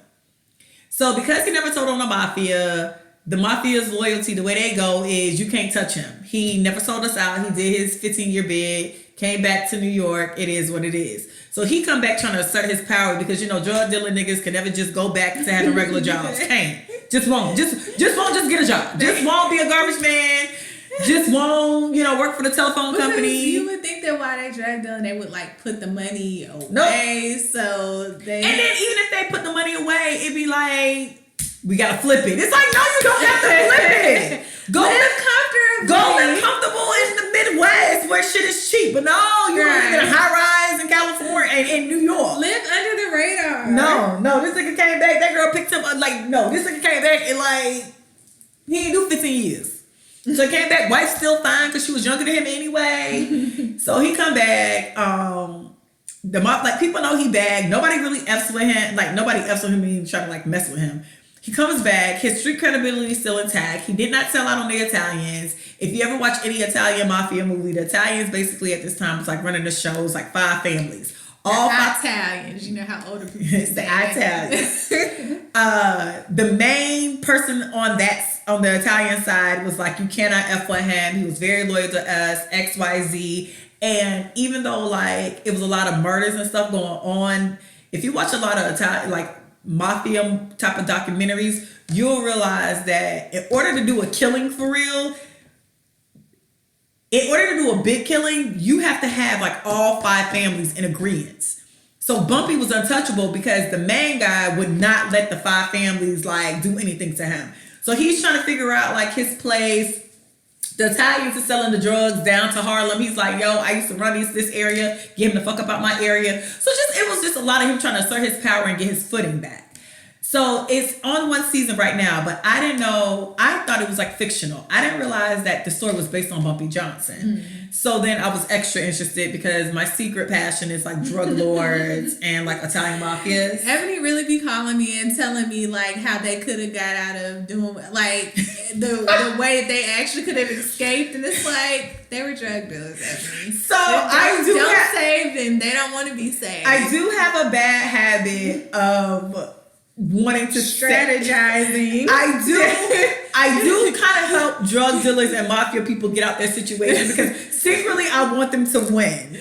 I don't know why I want them to win, but I'd be like, and Chrissy's so mean to me. She'd be like, but they were killing people. I'm like, no, I mean, because he gave out turkeys during Thanksgiving, Chrissy. But they were selling drugs. Chrissy, he had built the school for the people, but they were killing the community. Chrissy, but he had opened up the grocery store. But I just feel so bad that he got shot up, and it's like, but he killed people though. So. I do be feeling bad when they get shot up. This is why I think in a past life I was a part of them. I was like a daughter to like a mafia kingpin. I feel that in my whole heart. So either way, it's you just watch him go through life. Apparently him and Malcolm X were like really good friends in real life. Like, I'm sorry. Like, y'all really need to hear Ebony talk. Yeah, she got mad at somebody. It was like, he better be glad I'm not in the mafia because it'd be a kiss of death. And it's like, okay, Ebony. Okay. It would have been a kiss of death. Okay, Ebony. But it would have been a kiss of death though, sis. If I was in the mafia, that nigga would be dead. Like, gutted. I'd be like, oh. No, that nigga would be gutted, sis. Okay. Gutted. If we was in the mafia, nigga, neck cut, slash, car blown up, sis. I'm like, all right. That's a bit extreme. I do call Chrissy with my mafia rants when I get mad at somebody. I really, low-key, and you know, honestly, I'm a person who couldn't have all that power. Like, the way I would have people being killed for no reason will be ridiculous. So, like, I know that in my hearts to hearts, I could never really talk to somebody who was like drug affiliated and like violence affiliated because I would have everybody getting shot up because I get upset. And the thing about me is I go off the rails and then I come back and I'm totally fine. But in the rail part, everybody has to die. But if you wait till the next day, I'm like, oh my God, don't kill him. He has children. Oh my God, don't kill her. She's pregnant. But if you catch me in the rails, it'd be like, no, her and that baby, gut him. Gut the fucking baby. Put the baby on my table. Like, that's why you're just Ebony right now. You're a black girl. That's why. No, it's a real reason. Like, if you catch me when I'm going off the rails, so much death would have happened around here. But then the thing is, the next day I'd be chilling. I'd be like, hey, look, you still mad? I didn't have to take it that far. Yeah, it's so crazy. Why did I go that far? and then I'd be asking people around me, so why y'all didn't stop me? Y'all just let me go that far? Like, who are you? And then I be calm and then I get mad when people still be mad. Why you mad? Ebony really, God, she really be calling me with these mafia scenarios. His car would be blown up in front of fucking Kroger. Fucking with me, they would have blew his car up. I'd be like, okay. I really talk like Drita and him from Mafia Wives. I really do. He's a rat. A fucking rat. An informant? I talk like Drita in them. I never realized I do that. I really talk like Drita in him. What is wrong with me? God, I do not know, because I just really be like, okay. Because you be And you're like, oh, right? Because I mean, so y'all, I really do go jump. I jump into mafia mode real quick. Like I treat this shit like the mafia, bitch. Nigga, I've never been anywhere next to an Italian gangster. The closest I've been is an Italian sub from Subway. Shit, but I feel like you get around and be like, okay, y'all niggas are crazy. No, you niggas are crazy. No, but no, let me tell y'all. See, this is why I can't be watching mafia stuff. So, you know, in the show, Bumpy's trying to get his footing or whatever. So him and Malcolm X were really cool. So the story actually, what's that one that played Malcolm X real good? LR. It's one who played Malcolm X before, and he plays him really well. Not Denzel. You talking about the one that's always in them Spike Lee movies? The light skinned guy was in the Spike Lee movies? No.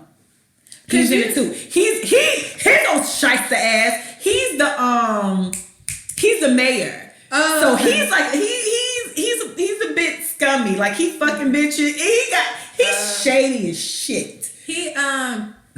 Well, I think the one that plays Malcolm X on that show, he plays Zaria's boyfriend in The Parenthood. Him. Yeah. They said, and the thing is, out of all the Malcolm X's, they rated them, and they said that he's number one. They say Denzel and him are the top. They say he's number one because Malcolm X family used to come to the set of the Godfather and the Harlem Godfather. And they said like some of them had to leave because they were so emotional on how much it felt like him to them. Okay. And it like Mario Van Peebles, it's been a lot of people who play Malcolm X. Mm-hmm. He really, it's something about the way he do Malcolm X. I was watching that shit like, damn.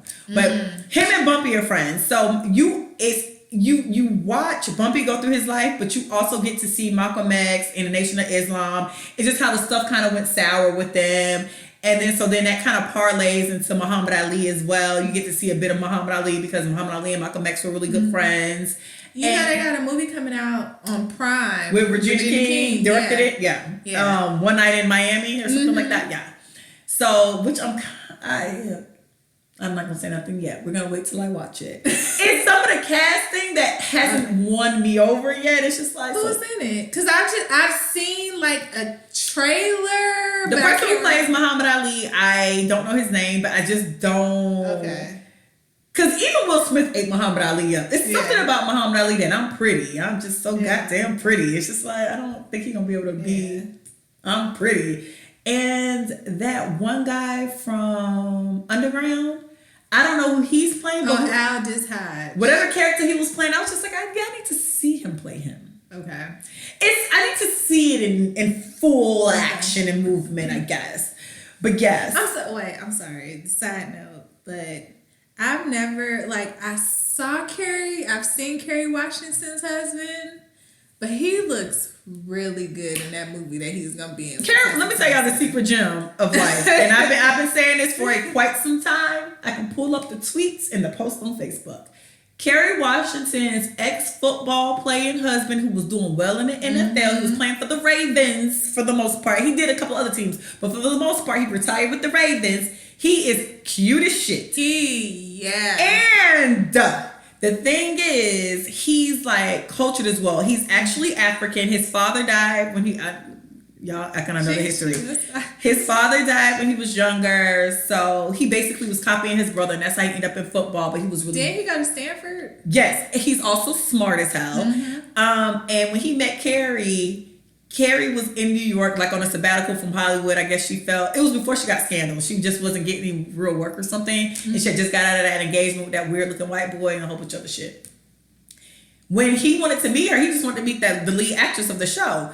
She tried to play him to the left. Was like, I don't do athletes. And he was like, I don't do actresses. And then next thing you know, she's sitting game side at the goddamn Ravens. I see you, Carrie. Listen, and dude. And then he's like... That was a good move. It was. And he's super like artsy because he wanted to be in theater. He actually was on Broadway not too long ago, before COVID hit. And they have a production company called Simpson Street. So his name's like Nnamdi Asomugha or something like that. If you look at a lot of credits for Simpson Street, he's on it. His nonprofit's bomb.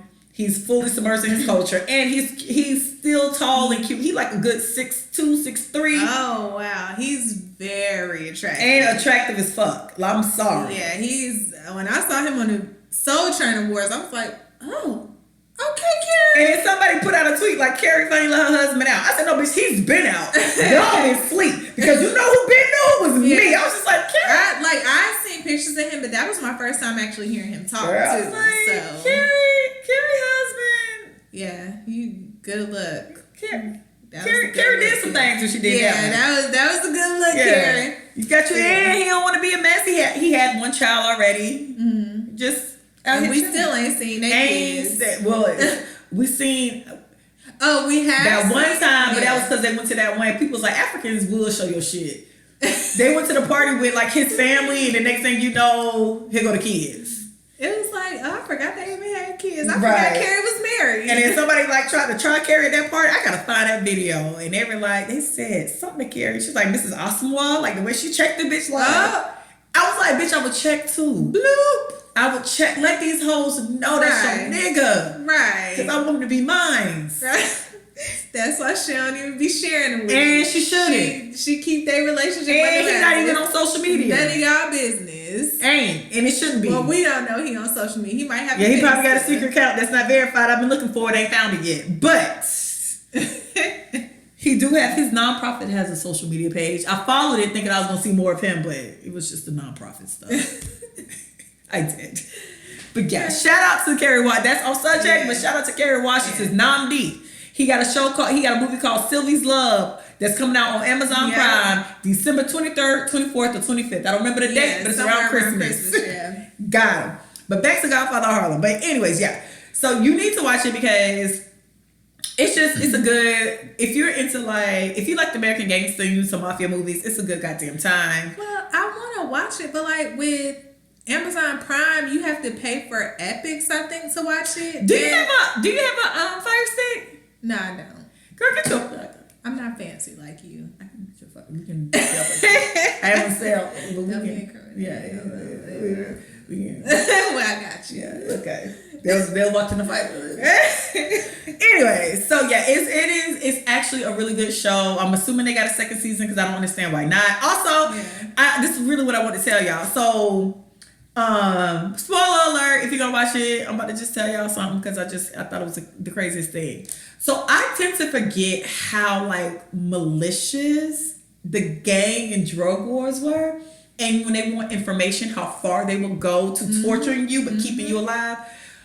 Girl, why they had this man connected to like jumper cables, so diabolical, and would like jump him and electrocute him to the point where like his teeth was falling out, and the shit was so gangster because he was just like, and I'm still not gonna fucking tell, and he spit all his blood out, and then they just went ahead and like shot him, thank God. But they literally was like, so what? Tell on him. He's like, I'm not gonna tell. I'm like, oh my God, tell. But I mean, I just feel like once you get to that point, like but that's what the girl said. Anyway, so it's just. This girl helped Bumpy get this Italian man killed because he was messing with this black girl who worked at the hotel. Mm-hmm. She in the room getting head, so she on the bed. The man eat her out. He don't see Bumpy coming in. Bumpy comes in and is basically finna kill him. So he was like, you get out of town. I left you some money. You basically don't ever come back because once everybody figure it out, they're going to pinpoint you. Of course, her mom ended up like getting sick. So she brings her ass back to Harlem. That, of course, was the same week they was looking for her. So they find her, they get her, they got her bound and tied, and they talking shit to her, and they like, they're not doing her as bad as they did the men, but they're torturing her. But then finally she was like, I ain't like that motherfucking pig. Yeah, I watched him cut him up. I'm happy he cut that motherfucker up. Now shoot me in my motherfucking head. I'm tired of sitting here. And I was like, you know what? Just go out like that, sis. At this point, once you get caught, you're dying. Yeah, so it's like. But I don't know. I don't know if I would just. I don't think I could last the torturing. So I think I still, even though I know I'm gonna die anyway, I think I still would just probably tell. we gotta end it. We gotta end the torturing. I can't live in that type of space. Just shoot me. They would be getting ready to jump in. I'll tell you. Let me tell you something. They didn't got bullshit out. Once I'm tired of so listen, if I tell y'all, will y'all just take me out my misery? Listen. I will tell you everything you need to know. Just make sure you put the fucking bullet in my forehead. Girl, she cussed their ass out, and she's like, "And put that bullet in my motherfucking head, bitch. I'm tired of looking at your fucking ass." Like she cussed their ass out, and then the dude was like, "Okay." Right. But that dude they had sitting up there being electrocuted. No. Oh, and it's this interracial relationship. I ain't gonna tell y'all that tea, but it's because that shit. My homeboy put me on this show. I called him. I was like, I'm ready for them to kill this nigga for running behind this white girl. I have never been so exhausted in an interracial relationship than I was with that one. If people are dead ass telling you they're going to kill you for messing with a white girl, don't you stop messing with the white girl. They send your ass down to Georgia, saying leave that white girl alone, and you bring your ass back to Harlem. Oh no, ma'am. I was like, so when he died? Can somebody tell me when he died? Because I can't watch this show. I can't do this anymore. I can't. I'm impatient. And one thing about me, y'all, I'll read the end of the book before. She will. I don't play that shit. She will. Y'all. I'll be in chapter 2 and be like, I'm stressed out. Let me read the end. How does this end? And then I can read the book peacefully. Yeah. So yeah. Shout out to Godfather of Harlem. It's on Epix. I want to watch it, but I just... Okay. We got you. Okay. But yeah, watch that if y'all got Epix. Yeah. So y'all, This Is Us started back up. You know, they gave us 2 episodes before they so y'all see us again back in January. I mean, in before January. they gave us 2 episodes in a winter break. Right. And then we missed out a week because of the election. So the election that's still going on. Joe Biden just won. Oh my gosh. Joe Biden literally just won Georgia for the 3rd time. That was today. Leave us alone. The election literally is still going on right now. I want him to leave us alone, for real. Sandy was like, so Joe Biden won Georgia for the 3rd time. Right. He won already. Let's stop. Right. Damn. So, but we see on This Is Us, they catch us up, and basically they have been going through what we've been going through with COVID, with the Black Lives Matter movement because of George Floyd, and we see that Randall, he's distanced himself from his family. Leave the white people alone. He's really been therapy has really been working for him. We see that he's no longer, because especially when it came to his mother, the first one to jump and, no, we need to do this and we need to do that. And, when she got lost because they mixed up her medication. Boy, listen, I was shocked that Randall didn't react more. He was hella calm. He was like, all right. The fact that he just double checked was like, she isn't worsening. You guys made a mistake. Yeah. I'm about to go back to my family for my birthday because what's the face is secretly trying to kill her. Yeah. But we don't want Okay. So stop saying Miguel is trying to kill that lady. Miguel is secretly trying to Why? kill Please her. Stop saying Miguel is trying to kill that lady. But y'all don't want to have that discussion. So anyway. Y'all don't want to have that discussion. But he handled that very well. Him and Kevin are still not talking because they had that big blow up where basically Kevin was just like, so she's not your mother. When it all comes down. Basically, I know you know because you're not white, but just to reaffirm, that's not your biological mother. Yes. They still haven't been talking, but Kevin, he has what's Kate's friend's name? That she's pregnant with twins. I can't think of her name, but yeah, she is. Yeah, which is still so random and stupid. Yeah. Go ahead. But they're really trying to make that relationship work, and when they should really just chill and co-parent and let it happen. And Kevin, he has a new movie that he's working on. Kate and Toby are adopting a baby, and they've met this girl who's pregnant, and basically do you think she's gonna give them the baby?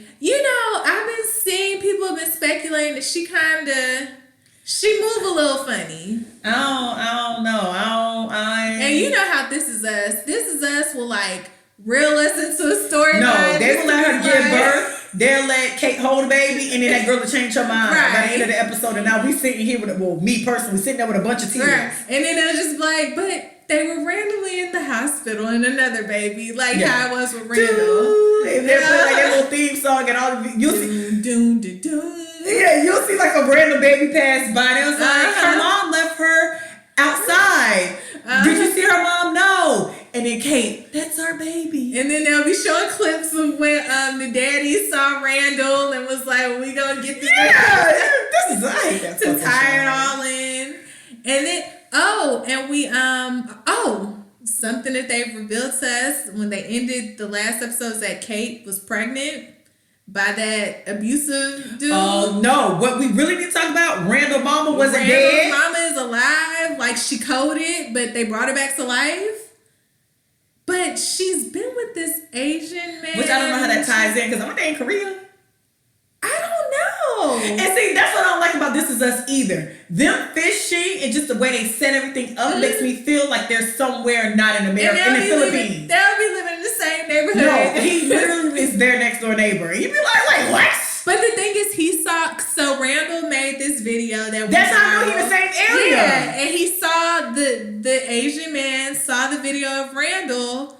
And then it's like looking at the picture of this black woman. Did you get the feeling that he knew? Or was that by coincidence? Because I can't remember why he thought so. It was something about the I can't remember what exactly Randall was saying at the time, but something about the dialogue. It was very like, huh? Yeah. Wait a minute. Yeah. Wait. It was something about it that made me feel like he tied it together. Now the sad part is, I think I think that woman's dead. You think she's finally dead now? I think she's dead because even the granddaughter's like, is that the lady you talk about? It's just like, well, how you don't know her? Because if she's still here, he still have pictures of her up. How you don't know her if she's alive? Yeah, I just don't want Randall to go through that pain again. Listen, let me tell you something. This Is Us. If he finds another fucking parent and you don't let that shit ride, I'm gonna have a problem. Don't do that shit again. Now, Stop doing that to Randall. Right. We like that daddy. Right. We love William. God, I still get mad about William. And they still be bringing William back. Yeah, it's like, just leave William alone.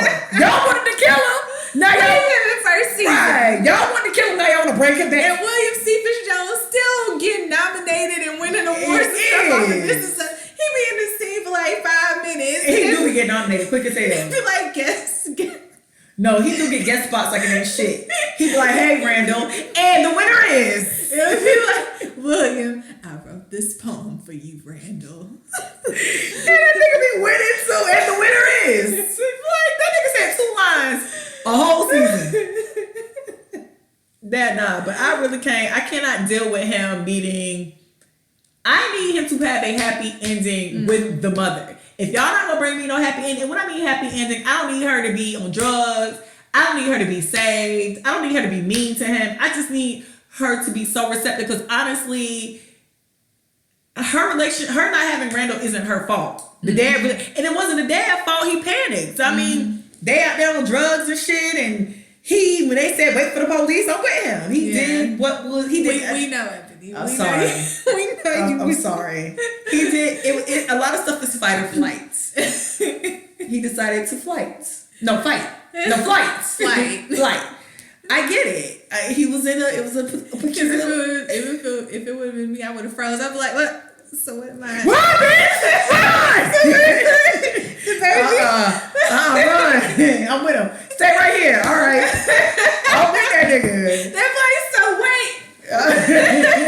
Stay right here till the police come. Police. I didn't know what was doing all that.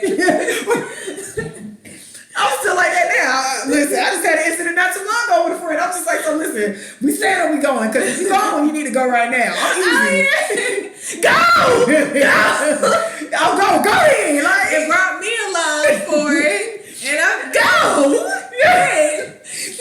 Not last, go right. No, listen, I'm gonna tell you, I'm easy. I asked the question, are you staying or are you going? Are you staying or are you going? If we staying, we're staying. If you're going, we need to go. We need now. So pick one and let's roll. I'm down whatever. My bad. My set it off ass. But no, I don't want that for him. Like if they're gonna bring in another parent, I hope it's like, even though William wasn't a bad parent, he just didn't get that time with William. Yeah, he didn't get the time, and he deserved that time with William. So I hope that if the mother's still alive, I hope it kind of picks up, kind of where like not picked up where him and William left off, but he's able to get the full throttle. Because like he met William and William was sick. Yeah. And then it happened so fast. And even though I think it was longer in theory, the way the show cut it, it just seemed so like, it seemed like I didn't even get enough time. I was just like, this is not enough time. Right. You got 20 episodes of William. Like his ex cook. That first season was good too, because Beth really, she was like, we got your daddy in the one room, we got your brother in the basement. Like, what the fuck is going on in my house? And then just the bond that they built, and when he died, and she was like, but he ain't leave me nothing. You know, and too, because she had that cabinet with all his like medicine, and she didn't really. It's funny how you don't realize how your life changes around people. You start doing your day to day. And then people come in and they become a part of your day to day. So then when it stops, it's like, wait, what? But then you don't even realize when they became a part of the day to day. It's just weird how that happens. And so, yeah, she really didn't think he left her nothing. And that I was boo. I randomly used to watch like that particular scene like for months because it was just the sweetest thing of her just randomly checking the mail and then realizing like he didn't forget about me. Like he took time out knowing he was about to die to get a car. And then it was just beautiful to watch him like, let me get a car. I need to get a car. I got to mail something out right quick. Yeah, it was. That was a good. First season was a good season. Now that I think about it. No. I mean, I hated Kate. Yeah, but she's came around. I don't hate Kate as much. It's so crazy. I hated Kate. Kate was terrible. Cause Kate was. She was such a bitch. The only Kate I liked was the baby Kate and like the toddler Kate. Every other Kate, even our high school Kate, was ugh. Yeah, they became a lot. But now we got Tess being the Hellraiser. Tess is don't touch my hair with that white girl though. Like really, Tess. And I'm really happy to see like Deja's relationship with them. But where's Deja's storyline? Like, I want to see more Deja. I'm missing a lot of Deja. When Deja was raising hell, they gave us a lot of Deja. I guess because she's calm. But you know who I adore? I adore their baby girl. Yeah, she's just so happy. She's so cute. She just, you made pancakes, thank you. Hey, daddy. The rest of them niggas are terrible in that house. She's so tall. She grew up in like a month. She coming around. And it's weird because she's still like a baby in the face. But she's stretched out. Yeah. Yeah. But yeah, so what do you think about Deja's boyfriend working with Randall? So this is my thing about... It kind of pissed me off that he messed up on that video though. Yeah, but I felt it could have been worse. It could have been worse. Yeah, it was just Randall being yeah. It could have been worse. Like he could have gone off like, thank you guys, man. Fuck this motherfucking city. I hate this. I hate these motherfucking crackers. So it was Randall with the dances. It was the like I feel like that. Yeah, it was. So it could have been worse. I just think that like with me, even though I know it happens in real life, I don't like to see kids on shows in adult situations like that. What you mean? It's like with him having a child, it's just like, but that's just so much for Deja. Like Deja should just be dating freely. But it's like now she has this boy who has responsibilities and stuff. And then it's like, I kind of hope, even though I know it happens, but I kind of hope that we don't see, like, in the future that they're married and stuff. And I want them to end up married, though. You want them to? I do, because what I gather from him is a very, he messed up with Randall. But overall, he's fully involved in his daughter's life. But normally, it will be, he had a baby, and then that baby is like his sibling versus I get up, I do this, I get everything ready, and then him answering questions. Well, what about that? A lot of parents would have taken over that, and he would have been like a free kid, like, oh, I got a baby, but it ain't my baby. I think a part of Deja, I think he's very responsible and he's very family oriented and he's very centered, and Deja didn't have that. I mean, she has that with them now. But overall, that doesn't negate her entire childhood with her mother. And she wasn't a free child with her mother. She was essentially parenting her mother. Exactly. So a part of me wants, I like his kind of like traditional thing. I mean, he had the baby, so I guess that's not traditional. But overall, he has a very like, I want to go to school. This is what I want to do. I want to go to school. I want to become a cook. I'm gonna get me a 5-star. Is it Michelin? I think it's called. Yeah, Michelin. Or is it 3-star or 5-star? 5-star, I think. I'm gonna have this award-winning restaurant in this city that I love. I love this city. I love my kid. I'm gonna do whatever it takes to make sure my kid's good. And a bit of me feels like Deja needs that because with the exception of the Pearsons, she didn't have that. And I kind of think she deserves that. Not that she can't get it from anybody else, but I think if she talks to just any boy who's just out here chilling, I don't think they will be as focused as him. And just even the simple fact that he went and worked with Randall, like just even how he like respects him, like he was talking to Randall. I don't think she would get that from just some boy at the high school. I mean, I do like him and Randall's relationship too, and I do like that they have like that mentor-mentee relationship. Yeah. And I also like that because even in that situation, you can see where Randall's therapy is coming into play. And I do like that we have kind of seen Randall be centered around Black men that are encouraging him to get the help. Because even with the dad played by Omar Epps, which I really want them to bring that back so he can tell him that he's going to therapy, because I didn't like that scene from Randall. Even though I know it's very hard when people it is very extremely hard when people who love you tell you to go to therapy. It's even harder when a random person tell you to go to therapy. Something about somebody telling you need therapy makes you feel like you're broken or you're not good enough, when really that's just genuinely not the case. Randall has been having some moments since he's held office, because remember the last season was he beat the mugger up. Oh yeah. And so I think that was what helped him to win or something like that, or maybe it was after the fact. I think that helped him win. Yeah, it was like Randall has been having some moments, and it's like I really do like that we've seen and his marriage was not going to last without him going to therapy, because he was putting too much on Beth to the point wasn't Beth on the medication, and then he was just like, wait, she's like, it's a lot, shit. Yeah, like I'm trying to keep myself together, I'm trying to keep these kids together, I gotta keep you literally together, and then I put y'all in front of me. Like no, he needed, because their marriage wasn't gonna last with him putting all that on Beth. So I do enjoy that. And I mean, at that point, that's the only person I care about right now. So. Honestly, I watch This Is Us for the Black Pearsons. All the other people just be there. Girl, I was watching, was it Bravo or something? And they kept showing clips of This Is Us, but they kept showing clips of the Black Pearsons. They know what's up. So it was like, This Is Us. Watch it on demand. The story of Beth and Randall. No. And then it's like, the next clip is Tess. I think I might like girls. Wait, do they do that on Hulu where they just do all of one family?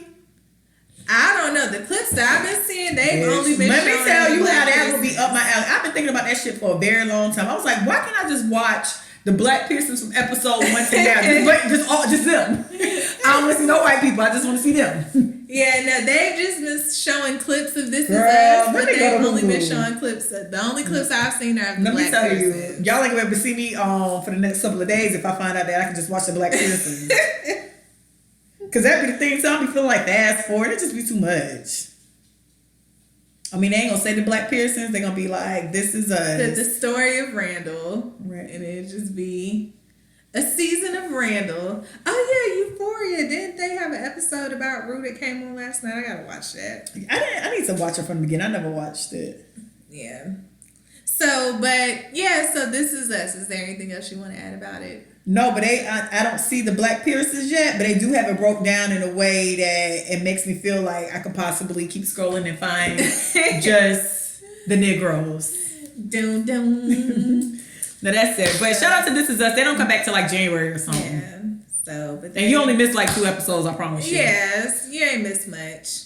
So, I have been watching a limited series on Showtime called The Reagans, and it's 4 episodes. And they played the last episode last night, but I haven't watched it yet. Ronald Reagan was battering. Was the one like doing the drug thing? Yeah, he was the one to put drugs into the community. And y'all, like, Ronald Reagan Ronald Reagan, y'all think that Donald Trump is bad. Ronald Reagan is literally the Donald Trump of the 1980s, except he was more articulate and cunning in his words.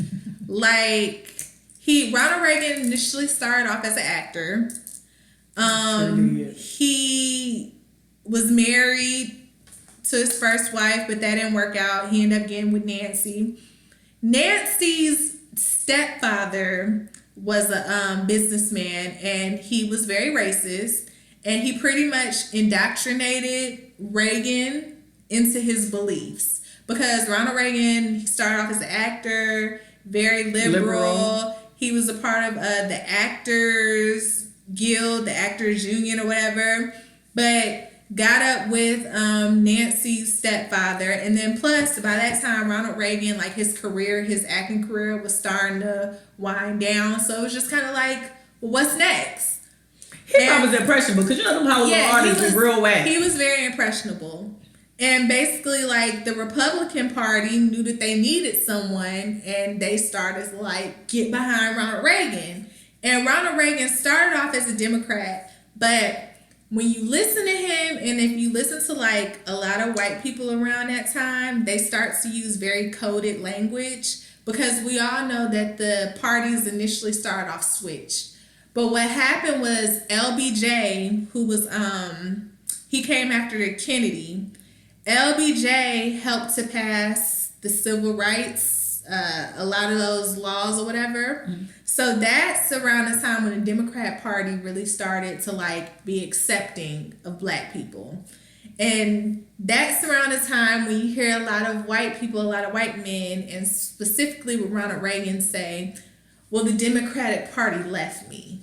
Because basically it's like, y'all started to, I don't care about these Negroes getting rights and stuff. Like, what about the white man? You know what I'm saying?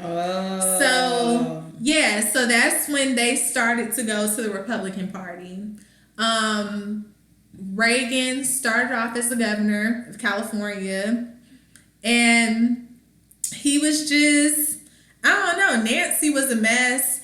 They had all states have a governor's mansion.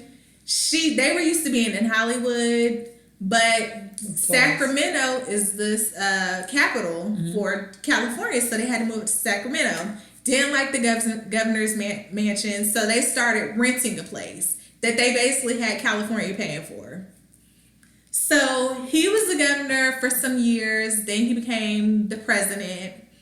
And basically, I don't know how this man was allowed a second term, because the U.S. went into recession the first term.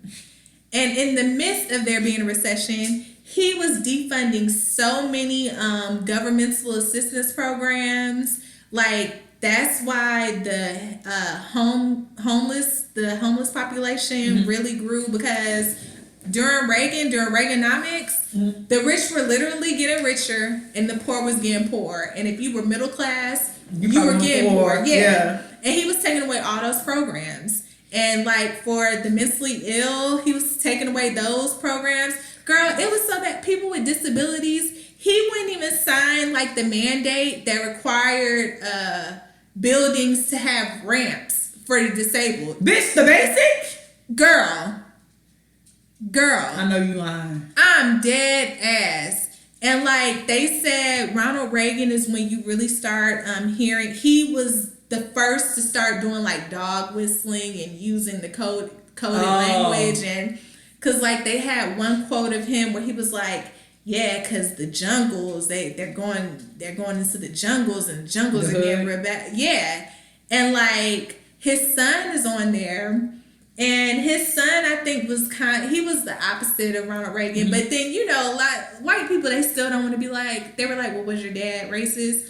Well, I never heard him say the N-word. But then they have a tape recording of Reagan talking to Nixon. And around that time, some of the African diplomats, they all were at some event, and something happened with China, and the African diplomats were celebrating. And you hear him telling Nixon, the niggas is jumping around like monkeys. It's just I mean, he didn't mean it like that. He meant No, Reagan was terrible. They said he filled his cabinet up with people that didn't know what they were doing. They said he would lie. He would intentionally lie and give false data. I was talking to Shantara, and she was telling me about where Reagan, he did like a press conference where he had like a vial of crack and was like, they were just selling this outside of the White House. Come to find out, they actually went and found somebody who was selling crack like in the city, brought him to like the White House area. One of the government people bought crack from him and then like used him to be like, look at what we did, look at what we caught. And they actually put him there and then set him up. And Nancy, they said Nancy was like, because she started Dare, if I'm correct, right? Yeah, but Nancy was actually getting donations, like high fashion donations and stuff like that, and not reporting that. And that's actually illegal. And so when they were saying like when the recession first hit, she was like getting China donated to the White House and redecorating the White House and stuff like that. And so and she started Dare, knowing that Ronald Reagan and them were actually putting drugs into the community, so they could fund the war. Like it was just the Reagans were pure trash. And I remember I think Nancy just died she died a few years ago. And I remember when she died, everybody just kind of being like, oh, okay. Yeah. Like, I do remember it. Okay. I wish the bitch would have died sooner. It was like that. Everyone else was like, wait. And I couldn't remember. I was like, I know she started Dare. And I remember Reagan, like, I didn't watch this, but I just remember a lot of LA type documentaries always go back to Reagan. Because of how the drugs were and how he was like passing these bills for them to batter. And Batter is a song from like Ice-T, I think, where they literally used to like run a full out like tank into your goddamn house. They thought it was a crack house. Mind you, crack houses too had children in it and people who had nothing to do with what was going on. They'll dead ass battering that shit. And they were basically like with drug laws, they didn't care. They were just putting you in jail for years. Yeah. Oh like, you're going to get 40 to 50. Yeah. You're going to get 20 to life. Yeah. And they said that like his policies, Reaganomics did so much damage to this country that we're still feeling the effects of it. And because So whatever happened to Reagan? He died like late 90s, early 2000s. Yeah, I can't really remember when he died. But his voice was always creepy to me. Was I the only one? His voice was I can't remember how he sounded. It was creepy as hell to me. I remember being a child and thinking like, his voice is creepy. But it was like, so even with Ronald Reagan and his second term, I haven't got to his second term yet with this documentary, but they said that's the only time in history where it's been a sweep. Like if you look at the map, all the states were red except for like Minnesota, I think. They stole that election. I heard also with that Reagan election, and that's why they do things differently now. You know, the East is 3 hours ahead of the West.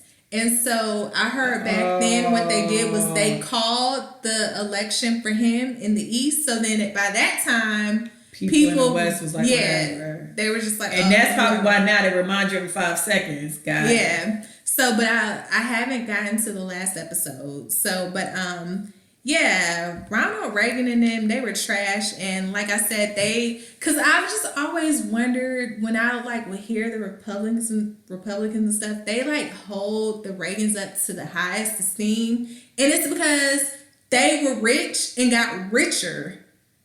That'll do it. Yeah.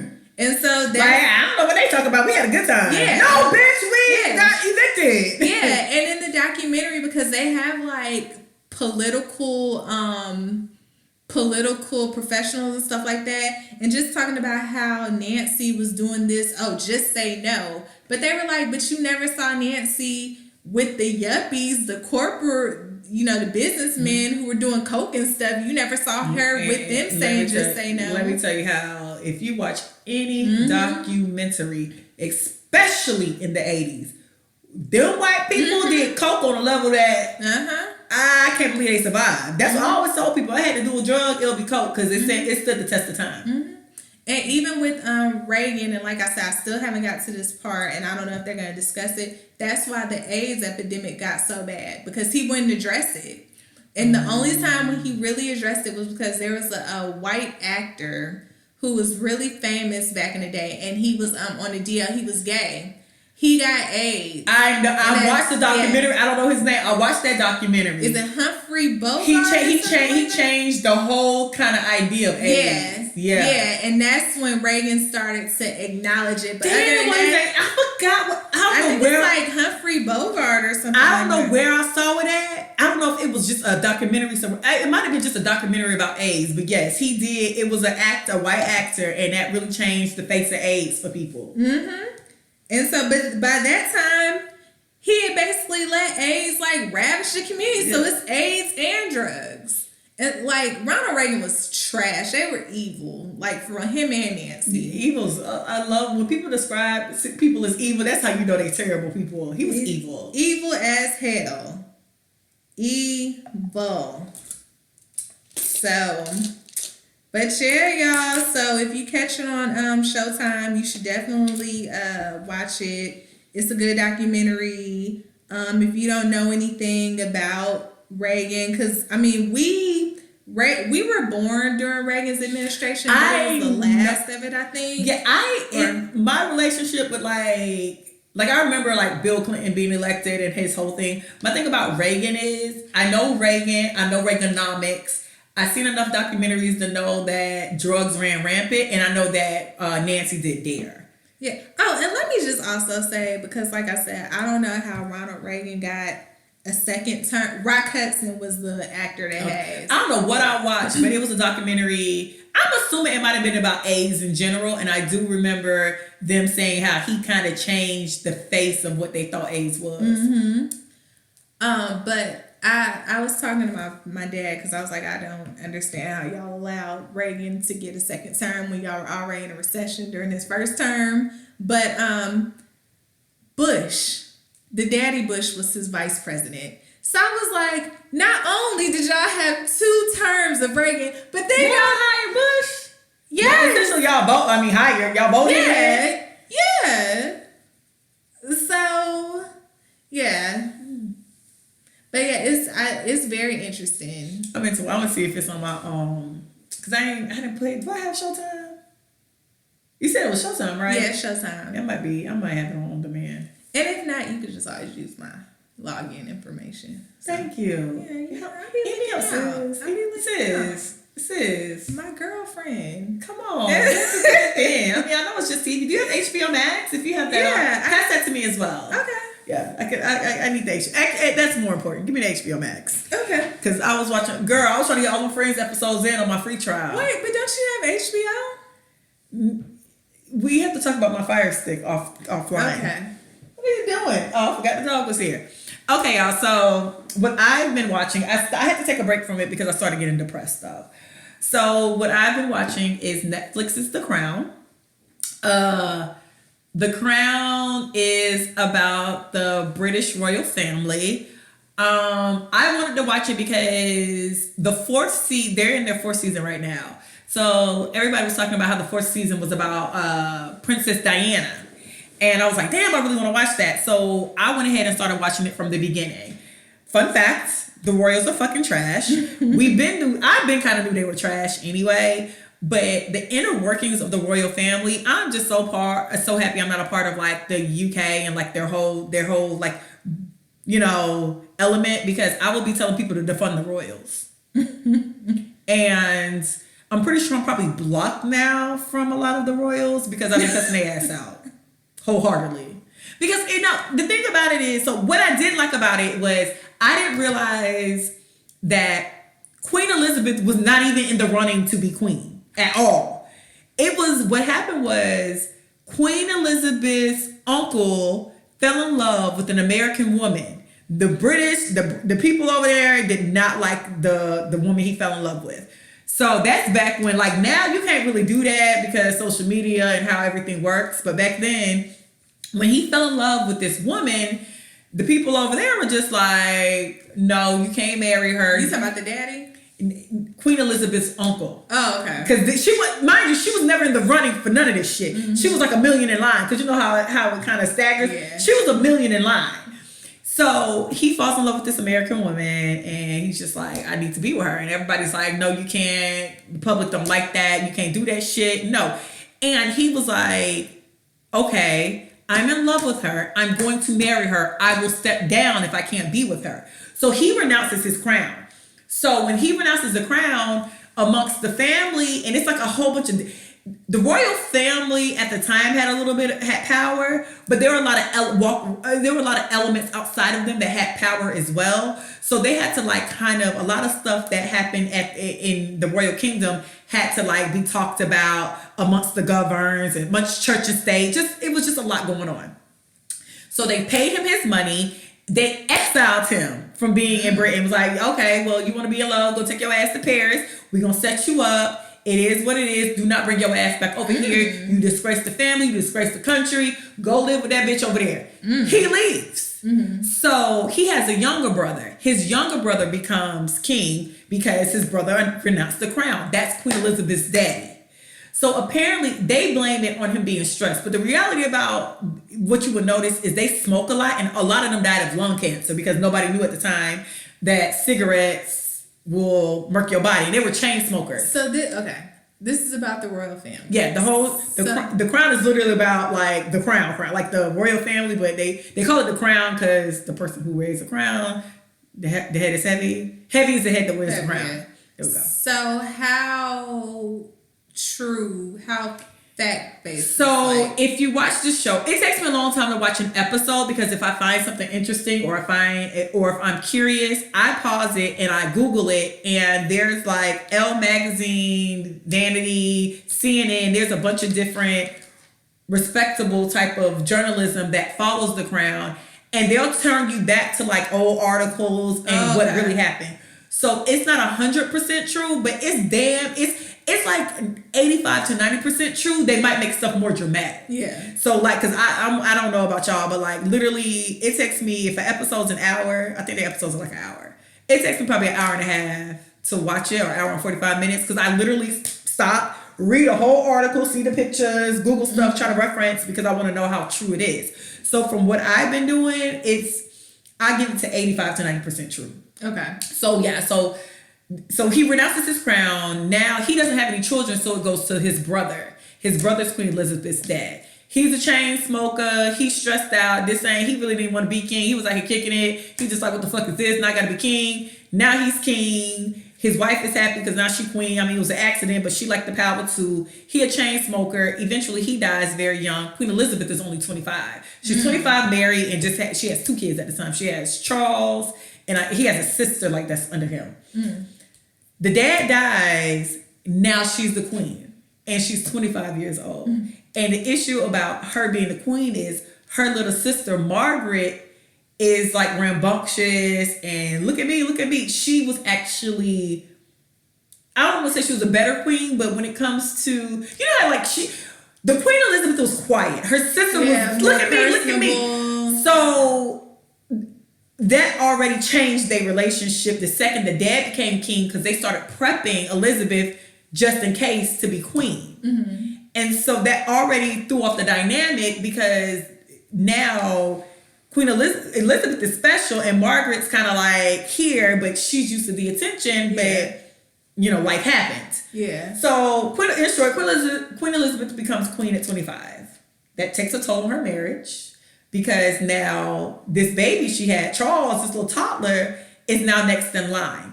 So now people are like catering to him because he's going to be the future king. Now her husband's aggravated because he's used to being the man of the house.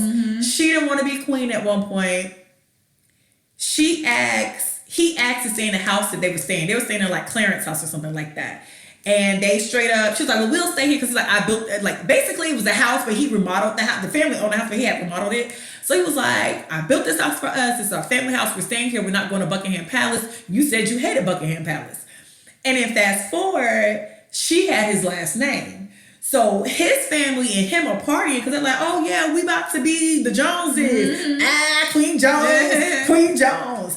And so then somebody goes to the royal family and was like, yo, I was down to the ball. And they celebrating saying how their name is now about to be like connected with what is God over here.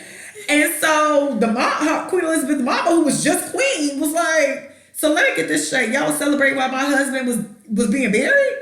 And then so then she went to everybody. Either way, they went to Queen Elizabeth, was like, no sis, you got to go by your surname. Because essentially they're trying to keep it in their family, which makes sense. Yeah. So now she got to go tell Philip, like, okay, hey, bruh, we got to change these kids' last name because it has to be in my surname. My bad. But mind you, niggas was down to the bar. Yeah, like, but it's really y'all fault because... Yeah, no, they was down to the bar. No, they probably would have stopped it anyway, but them being down to the bar, right. It's like, cheers to Queen Jones. Like, them niggas was getting their life, okay?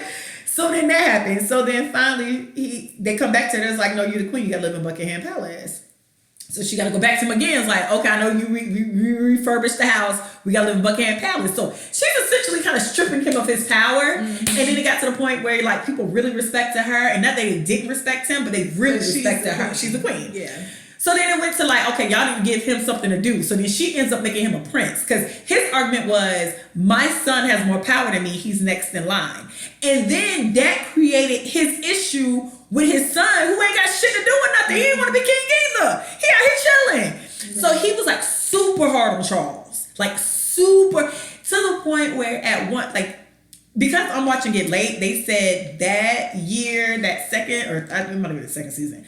They said when the second season came out, Prince Charles was having the best PR and public imaging that he's had his entire life. Mm. That is how pitiful they made him look. Like you felt bad for him. You're like, damn, because he's born into this shit. Yeah. He don't want to do this shit. Yeah. He was like an artsy kid. He wanted to do drama. They're like, nah, you need to shoot a gun. You need to be in the military. Yeah. And so, but that was years ago because like I said, I started this season. 4th season. So now fast forward all that. Prince Charles likes Camilla. She's just not the family's type. And I didn't realize that all of them had to get being married cleared through the queen and through everybody. So like even her sister Margaret was fucking with this old head, one of the little daddy mentees. And Margaret loved him. And they made it to where he ended up having to go to like damn near like Australia to do like work because they're like, you can't marry him. They was like, and if we separate y'all, basically you won't fall in love. Or the separation will make you stop. And they were like, at 25, she can make her decision without getting the queen to sign off. So they sent him away for 2 years. They thought she was going to be done with his ass. Hell no, sis still was fully in love with him. Mm-hmm. 2 years go by, she happy. She like, bang coming back, what's up? Yeah. I don't need your permission, bitch. Yeah. And then she was like, oh, by the way, yeah, they told me you can't do it. And so then now, she was already a party girl and a drunk.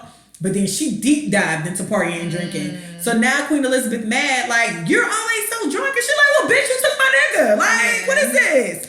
So it was just, I didn't realize the inner workings of it all. Yeah, I heard they're a mess. And then to know now that they actually have zilch power and they can't necessarily work, but they can invest or they can own things that make money, essentially. Like, they can own the museum.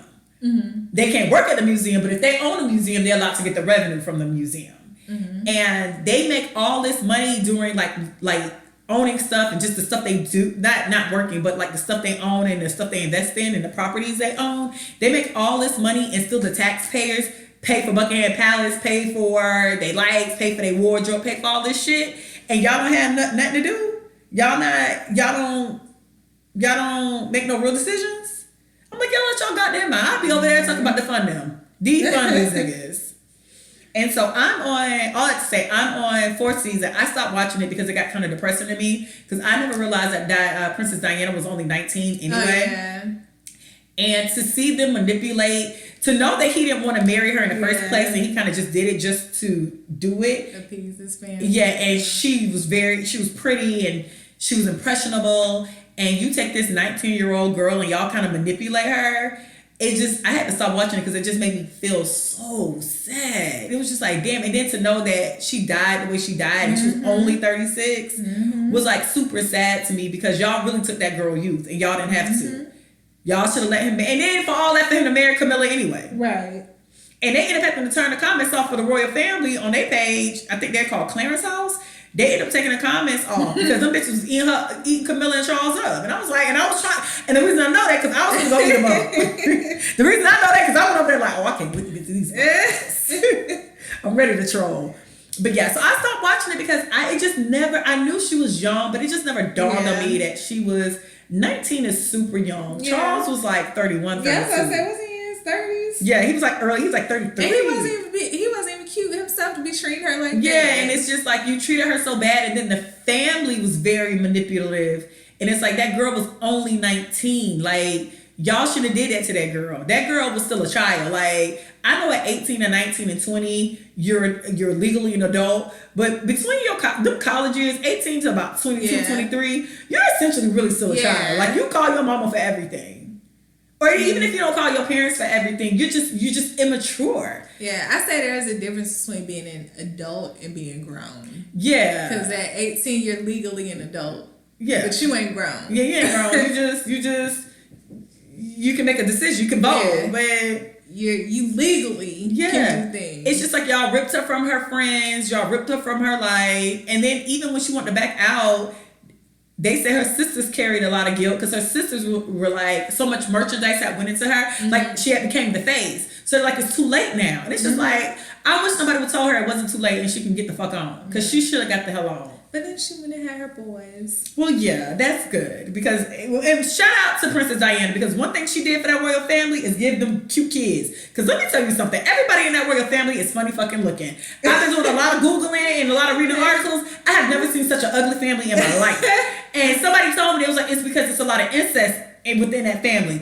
And it has to be something, because everybody in that family look, I don't want to say special needs, but everybody look like chromosomes are missing. Something completely right with their genetics. Yeah. Princess Diana saved Prince William and Harry. Saved them because that family is ugly. I'm sorry. Eugenia, everybody down to the rooty to the tooth. The whole family funny. I might start watching it. But it's good. Especially Brandy said 1 and 2. Never mind. You can tell me offline. No, Brandy said seasons 1 and 2 were good. She said she think the third one was boring, and then she liked the fourth one. Oh, okay. But 1 was really good to me because, like I said, I didn't realize that Queen Elizabeth wasn't even next in line nowhere near. And it's just funny how life projects you to something else. And now they can't do nothing without her. Yeah, it's like she the queen, and then you get Princess Diana. Now we got Meghan Markle and Prince Harry. You get and Charles, William, and Harry would not have been a factor because they would have went through her uncle's line. Mm-hmm. So they just would have been cousins to the royal. I mean, they would have been royal, but they just would have been cousins to the royal. It's so crazy how one decision can shift everything. Mm-hmm. So shout out to The Crown. Like I said, I had to chill out on season 4 because it just really made me sad for Princess Diana. She was too young for that. Yeah. I think that. Yeah, girl. So, moving on to reality TV. Braxton Family Values. Braxton Family Values. I am the Braxton, and you see that. Girl, they can cancel that. Yeah. It's time. It's a lot. It's time. It's just really gotten heavy. Like, and it's not even heavy because we're dealing with COVID and stuff. Yeah. That show just really need to be canceled. Tamar just her suicide.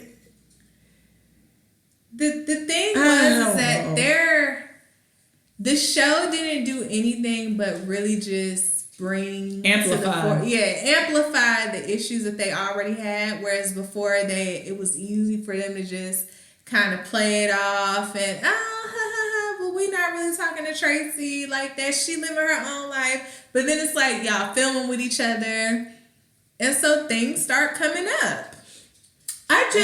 For me, all the storylines have played out. Mm-hmm. There's nothing. Essentially, Tamar has lost everything on that show since we've been watching it. Girl, we saw her rise and fall. Yeah, and how did we? How did we literally see that girl rise and fall on levels, though? I'm not even talking about just financially. Mm-hmm. Relationships, Emotionally, we watched that girl, and this all happened within like a 2 or 3 year span for her. Yeah. Like, it was like #1 record, and then nothing. Yeah. She don't need to be on reality TV no more. Tawana has never been interesting. No. Tracy is kind of interesting. And they need to cancel Braxton Family Values before they start really trying to make Tawanda and her man a big storyline. Listen, I'm gonna tell y'all something about Tawanda's boyfriends. They keep trying to say he a producer like he's Pharrell, like he's Jazzy Faye, like he's Scott Storch, like he's Dr. Dre, like he's Jonte Austin. The fact that he keep telling me he's a producer and the only album he named is Braxton Family, the Braxton's original album in the 90s when it was Tawanda, Trina, and Tamar is very alarming to me. Right. How successful have you really been in the music industry if that is your claim to fucking fame? An album that didn't do well when it was out. Right. No shade to them, it just didn't do well. Right. And I find it sketchy anyway because Tawanda be going so hard for the fact he's a producer. I just find it real sketchy. Tawana never really been that interesting to begin with, and her boyfriend seems very clout chaser to me. Right. I don't like the way they do Tracy's husband as if he hasn't been married to Tracy for 20 years, but they like to give niggas who just came in leverage. And Tawana's the only one who really be online, like live tweeting per episode, and her saying Tracy's jealous because she has a real man really threw me off because what the fuck is a real man to begin with? Right. I don't care what happened with Tracy and her husband. They still together and they raised their kid in a 2-parent home. And Tawanda, quite frankly, you have nothing. Literally. Anybody be jealous of. You literally have nothing. You're doing the least. You're literally talking the most. Literally the bottom barrel. Yeah. And I don't even want to eat people up, but sis, I'm fucking. They need to cancel that show. It's time. They do. Trina got married. She happy. Let her go live her life. Trina just need to spend. It's Trina in the show with Lily and Tamika. Lily from SWV. Lily from SWV and Tamika from Escape. Yeah. Get him a girls' night, a girls' time, or we real women. Get him a show. Happy hour. Yeah. Give them you bitch. Give them a happy hour because every time I tune in to any of their lives, them niggas, because Trina and Tamika live next door to each other. Mm-hmm. Them niggas drink and eat the fuck down to the point I be watching like, can I join? Let's try this. I'm like, I want to try it. Yes, give them a happy hour. Outside of that, the Braxtons do not need to go on TV no more. I mean, it's nothing left to say. Yeah, because I mean, Tony just doing it just to do it. Because at this point, Tony like, oh, I got an album, so let me just. Tony been doing it just to do it. Like, if Tony gave you a lie, it was just because Tony felt like it at that very specific moment. But overall, watching Braxton Family Values, we didn't get too deep in Tony's personal life until she started dating Birdman. And then I think the public reaction made her kind of go back into not showing too much. But also because the sisters be acting so thirsty over him. They do act like, but they act like fans for Tony though. Yeah. They still call her like Tony Braxton. I find that funny. Tony Braxton. Let them hoes know. It's not time. And also, Evelyn Braxton, Wanda does not give a fuck about you, sis. She got the nigga. When you got the nigga, you do not care. Evelyn got the victory. I looked at her, and she just looked so sad. Like there was a dark cloud around her. And in that very second, you know what I realized I got the victory. It's like, no, bitch, that lady just sitting there about her business, her cheese thing. Right, she was just wondering why y'all were sitting at the same time. Yeah, she was just like, I didn't even notice her at first. She just looked so different. No, you look different. You had the work, bitch. Evelyn, you not fooling me. I've been watching this show from the beginning. You got the work. You look different. She probably was looking trying to figure out who the fuck you were. It's just this dark aura around her. She's just. And you know what I got? I was like, I cannot stay. Like, y'all gotta let Evelyn know that lady and Braxton are happily married. I just felt so bad for her. Like, she don't need your sympathy. She really don't. She got the nigga. Her husband walked to that table and gave her a kiss and sat right next to her. Right. She got what you wanted, sis. Right. I cannot. So, in short, cancel Braxton Family Values. What else are we watching?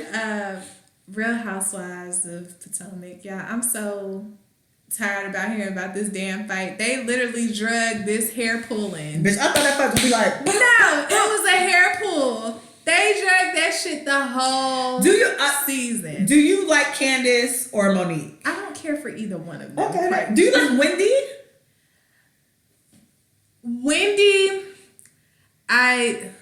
Wendy does a lot. Okay. Wendy does a lot.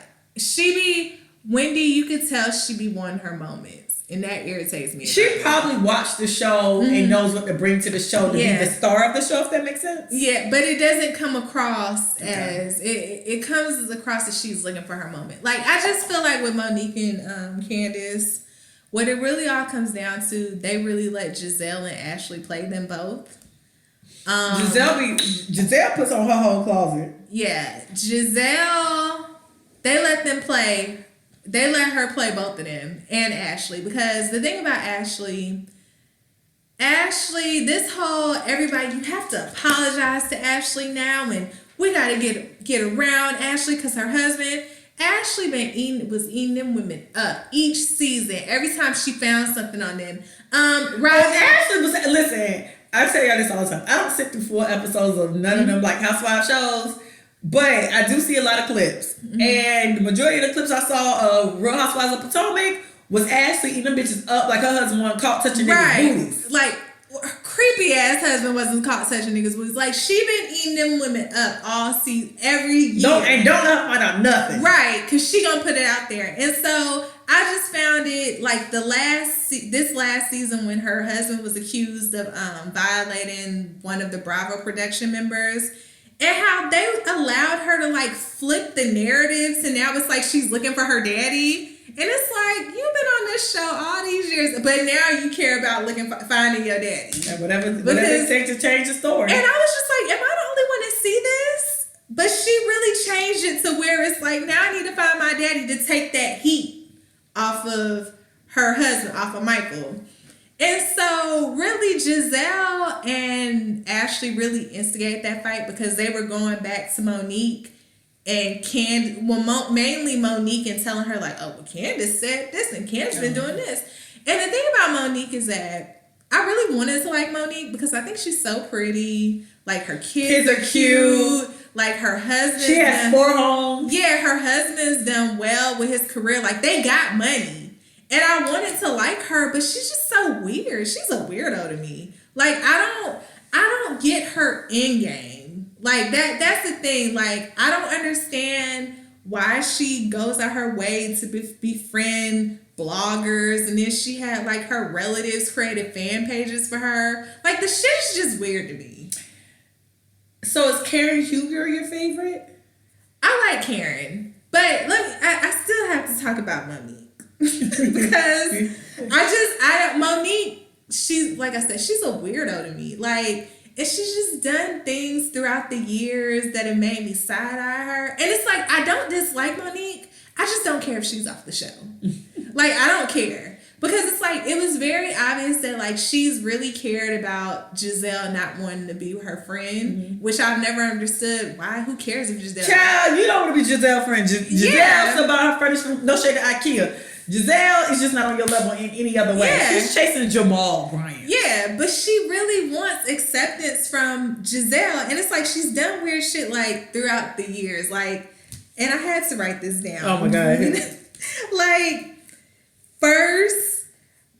Her first season, I think Karen had, like, this Indian, like, the Middle Eastern type of, like, inspired party or whatever. She came there in a Native American garb. Like, it was just so, like... Because she said Indian? Yeah. It was just real... It was like, okay, Monique.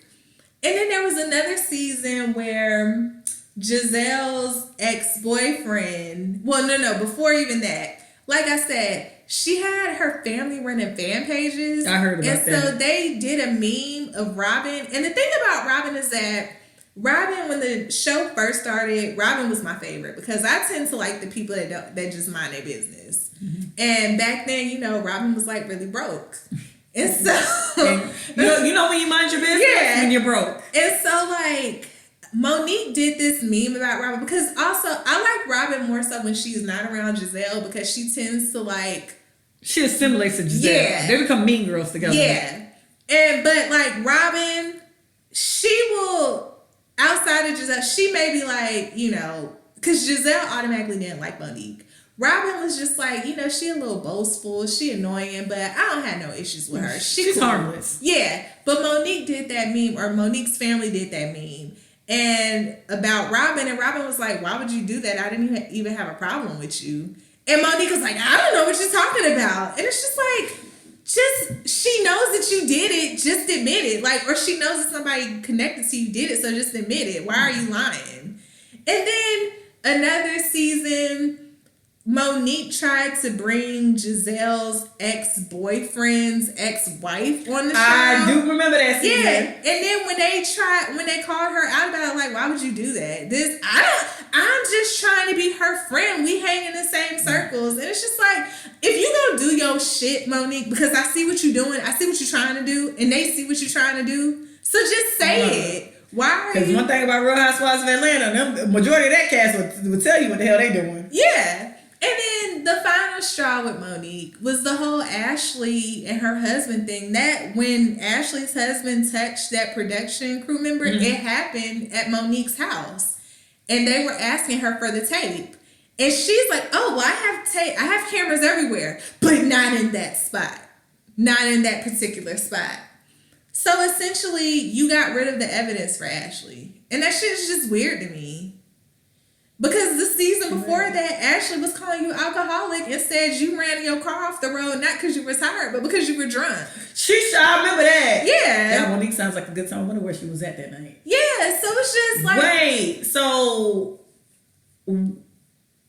Was it like a common area he touched his butt in? It was like in their basement or something. They definitely got cameras in their basement. Yeah, it was just real weird because first she's like, yeah, well, we have cameras everywhere. And then everybody's like, okay, well, it happened in this one area. Oh, we don't have cameras there. And it was just like, so did Michael pay y'all off? Like, the shit was just very weird.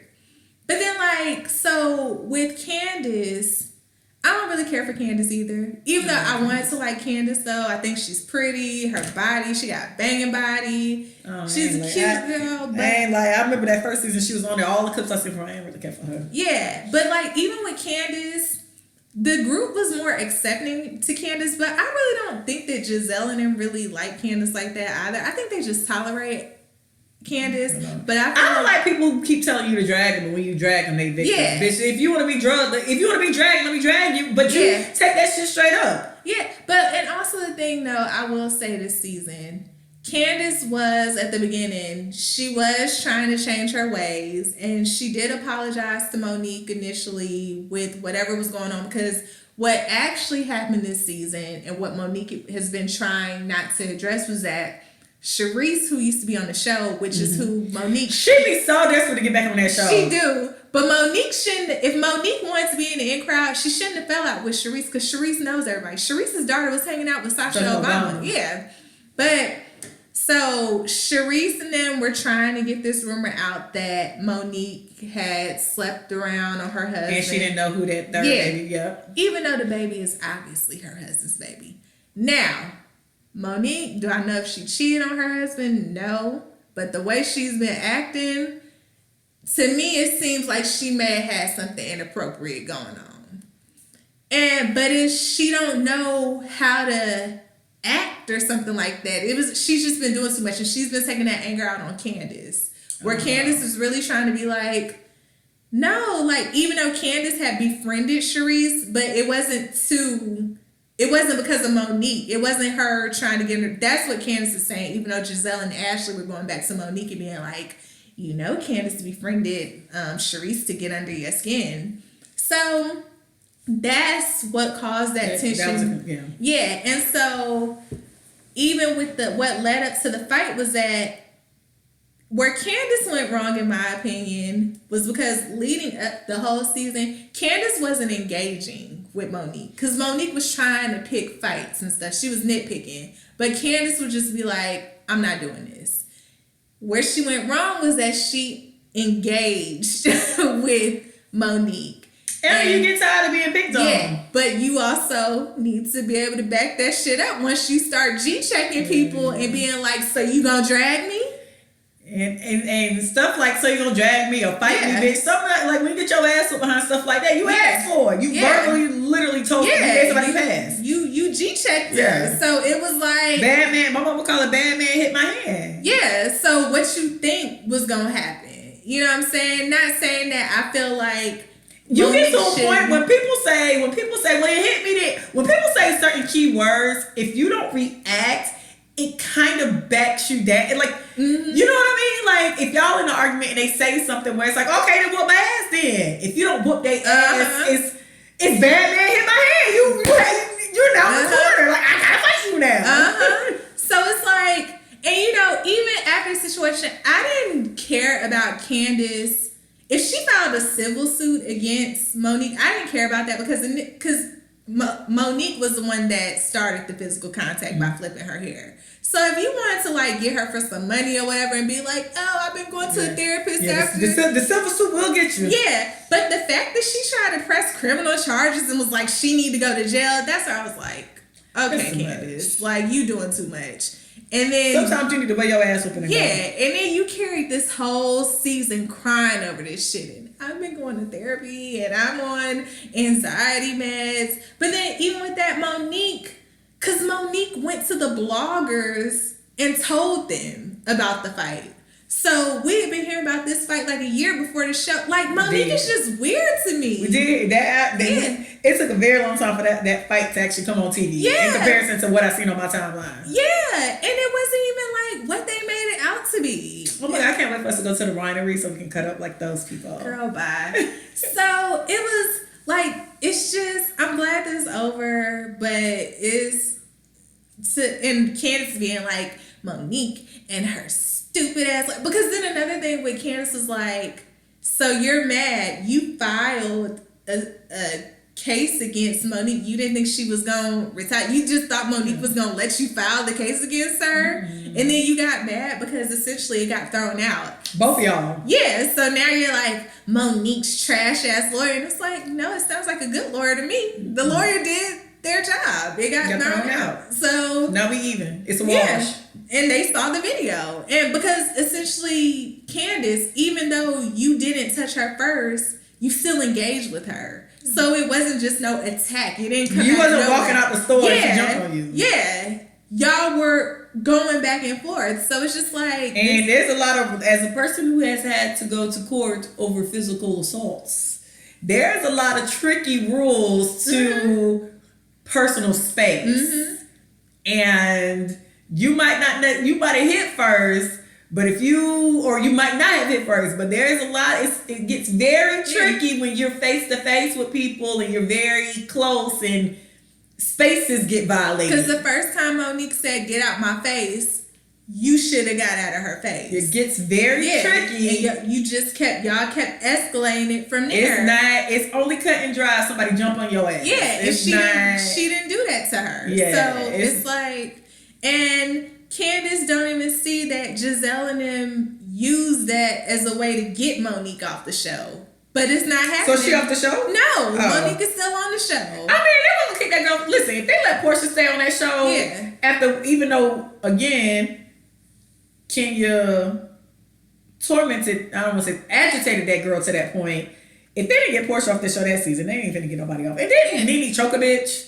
Yeah, but it's like, they just... But I don't like people who get down and dirty and drama, and the second a physical altercation happens, all of a sudden, we don't do that. We're not like that. You can't push people to the edge. Like, what's wrong with y'all? Yeah, because... Pressure bust pipes. Like, you can't take people to the edge and then expect it to be I don't want to say non-physical, but you can't take people to the edge and then be like, what is so crazy? Why did you fight? Yeah, because, like, don't be like, we too old to be throwing hands, but we all should be too old. We also should be too old to be sitting here and having a dumbass argument over something. We also should be too old for comments like, I beat your ass, or I don't care when I see you, or I'm going to confront her. It's a lot of terminology that equals fights. You're too old for that as well. And just when it all came down to it, Candace was just not a sympathetic, like, victim, because Candace has been like on Twitter wilding out on people, and they got mad at Ashley for writing the character witness statement against Candace. But I'm like, y'all mad at Monique for asking Ashley, and y'all mad at Ashley for writing it. But I'm like, Monique did what she had to do. Yeah, and she should have did. Monique is a woman with 3 children. Yeah. A married woman with 3 children. Yeah. No, I don't want to have to fight the court case. Is not cool. Right. And Candace seemed like the type to be like, elect your chair, and they'd be like, we're actually just gonna give her 2 weeks of probation. Yeah. That's it? Yeah. Like I said, if Candace would have like did a civil suit, I'm all for it. Like, cause she that's what she should have did. Yeah, but you trying that she needs to go to jail? No, she don't need to go to jail because she beat your ass. Yeah, and so like with Wendy, I like Wendy, but then I don't like when. At the end of the day, I feel like Candace can fight her own battles. So it's like when you have, because I don't like how they did Karen too, and the whole like basically trying to be like, you need to pick my side, Karen, because she put her hands on me. But it's like, it wasn't like Karen was your friend and wasn't fooling with Monique, but now she hanging out with Monique. Karen was both Candace's and Monique's friend. A fight happened. She don't want to be in the middle of it, but Candace is like, she attacked me, and it's like, but both of y'all engaged with each other. Yeah. So, and now they're all mad at Karen, but it's like essentially because Giselle just want Monique off the show. And I hope they don't put her off the show. Yeah. And Giselle, truth be told, Giselle, you can get your ass off because your storyline, your kids hate your fucking husband, ex-husband, and baby daddy. The fact that you even got the kids on that show down to the Golden Corral and saying, I don't care what y'all think, I'm still gonna mess with your daddy. And them niggas like, why? Right. He's terrible. They're like, I think y'all are confused. It's gonna be okay. Yeah, but like I will say on this reunion, I don't want to see Monique going in on Jamal, because at the end of the day, Jamal don't have nothing to do with the show. Jamal's embarrassing enough. Yeah, so like you being on, and he was sleeping with we know. I mean, really all Monique has to say is don't say nothing else, because you deal with Jamal still. Just shut her up quick. Like, listen, I don't have to do low blows with Jamal. You already know your deal, so I'll just shut up. If I were you, I would shut up. Yeah. So, but what I was saying about Wendy was just annoying with the whole, like, 4 degrees. Because, I mean, her having her degrees is an accomplishment, but it's like... Okay. Yeah. And then, like, with Candace, it being like, when Candace is trying to talk to Karen, and then you have Wendy. Karen is not your friend. But then Candace is also mad because Karen basically was unimpressed by her. Karen, the grand dame. And the only time when Karen annoyed me, though, was when she had, like, a wig event, and was like, oh, I didn't invite Monique, but she actually did invite Monique, but she just didn't invite them she had Monique come earlier. So it was like, why didn't you just say, yes, I invited Monique, but I had her come earlier. Yeah, but she was like, they're like, oh, is Monique coming? No, I'm not inviting her, but you did. So that was like just my only time, because I'm like, who cares, Karen? If you want to be both their friends, I ain't got shit to do with nothing. Yeah. I'm not your friend, her friend. We work friends. Yeah. So. But, now I'm glad we don't have to hear about that fight no more. I'm glad, because Candace is crying every episode, and she got to write self-affirmations and put them on her mirror, and That's terrible. It was just like, okay, girl. But yeah, child. So that's it. Rest in peace, Alex Trebek. I'm not going to say I watch Jeopardy every day, but Jeopardy is like a good home-cooked meal from your grandma's house. Every blue moon, you're just flipping through your TV, and then boom, you see Alex Trebek, and it feels like home. Feels like your childhood. I stopped watching that show. I didn't know the answers. Yeah. And back in the day, they weren't doing like hip-hop and stuff like that. No, Jeopardy was a terrible show for children. No. And in Jeopardy wasn't like, at least like Who Wants to Be a Millionaire, you got like 4 options to kind of like figure your way into it. But Jeopardy was really for like brainiacs, and I wasn't with that shit. Yeah, that and I'm gonna keep it a buck with y'all. I thought it was boring growing up. It didn't get kind of cool until like lately when they started doing like black culture stuff. Yeah. So, but either way, it's like Young and the Restless, Wheel of Fortune, Jeopardy are these shows that like you just know because your grandma or your great aunt or your mama watched them. So when you see them, it's like, oh, that show's still on. Mm-hmm. Like every time I see Young and the Restless, they be like, oh, look at Victor Newman. It's like they're subconsciously in your mind, or they're like, when you see them, it's like, it feels like home a little bit. Like I used to feel about that way with The Price is Right, especially before the original. Remember the host we had? He had like the silver hair from The Price is Right.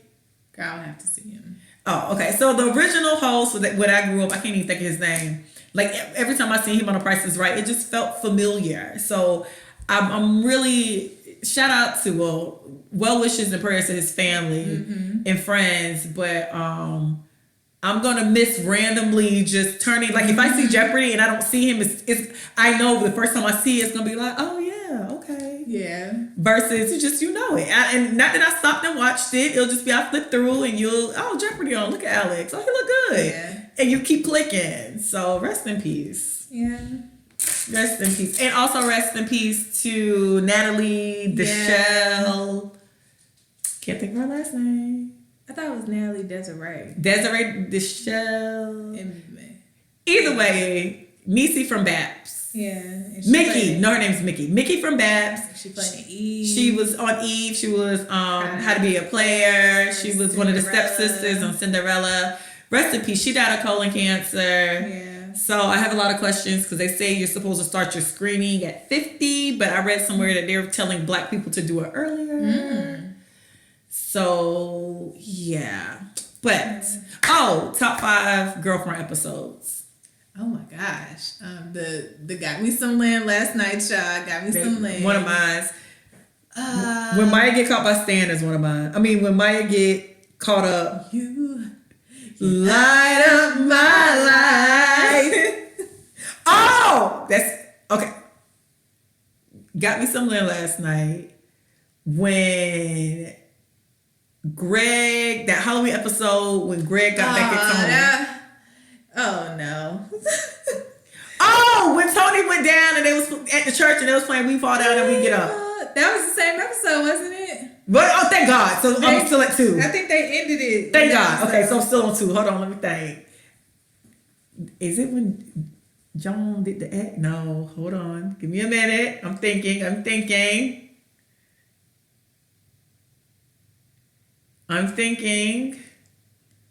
Dang, I came in.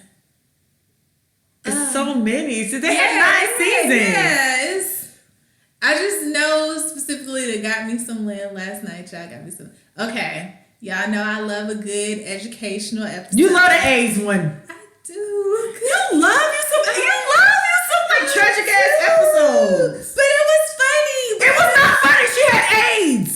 And she died. But Woogie or Oogie, whatever his name was, and Joan really had it in her head that man was gonna marry her. I like the episode. Damn, what's the? I like the episode when Maya is hanging out with Levita Alizé Jenkins and they she's still in the cable. And when Tony was like, I've been looking for a hookup. Hold on, it's so much fun to get my chat book. Right. Oh, and when they got into a fight at the club. Oh yeah, I do like that one too. Damn, like it's a lot of episodes. It is, because I almost named the wedding episode with Darnell and his girlfriend. I know one of my favorite episodes would have to be one where Tony pregnant, because Tony was just ridiculous when she was pregnant. Tony was funny as hell when she was pregnant. Tony, can you not do that? I mean, I can't help that I'm pregnant. It's like Tony was the worst pregnant. Tony really was so aggravating. You like, I don't know all the Stan episodes, but one of them Stan episodes is in my top 5, and it might be the one where he did "You Light Up My Life" because that was funny. What song is that? Mike, isn't that the song that your mama used to love? Girl, we wish you were Merry Christmas. We wish you were. Don't be so stupid. Single delight. It's holiday time. Holiday time. Holiday time. Oh God, that was a good time. Yeah, it's just so many. It's so many. When you get into shows that have like 9 seasons, it'd be hard to pick. Yeah. And then in some shows like that, I be having like favorite scenes. Oh, I will say one of my favorite episodes is the episode when Maya has the wedding at her house too. That is one of my favorite episodes. No. Who knows what tomorrow brings? Girl, when Joel snuck in that little one, that apartment, never mind. You see, Joel, that's what happens when you have a wedding. You can just do it at your house. You can just do it anything you want. Okay, everybody go back to baby, I'll marry you every day. I hate it flex. Yeah, cheat ass nigga. His was Sicily. Yeah. Did you? Oh, Tony's wedding was a good. Okay, it is a lot. Yeah, because I also like the episode when Maya is dating the baseball player. Girl, and the way she fumbled that bag pissed me off.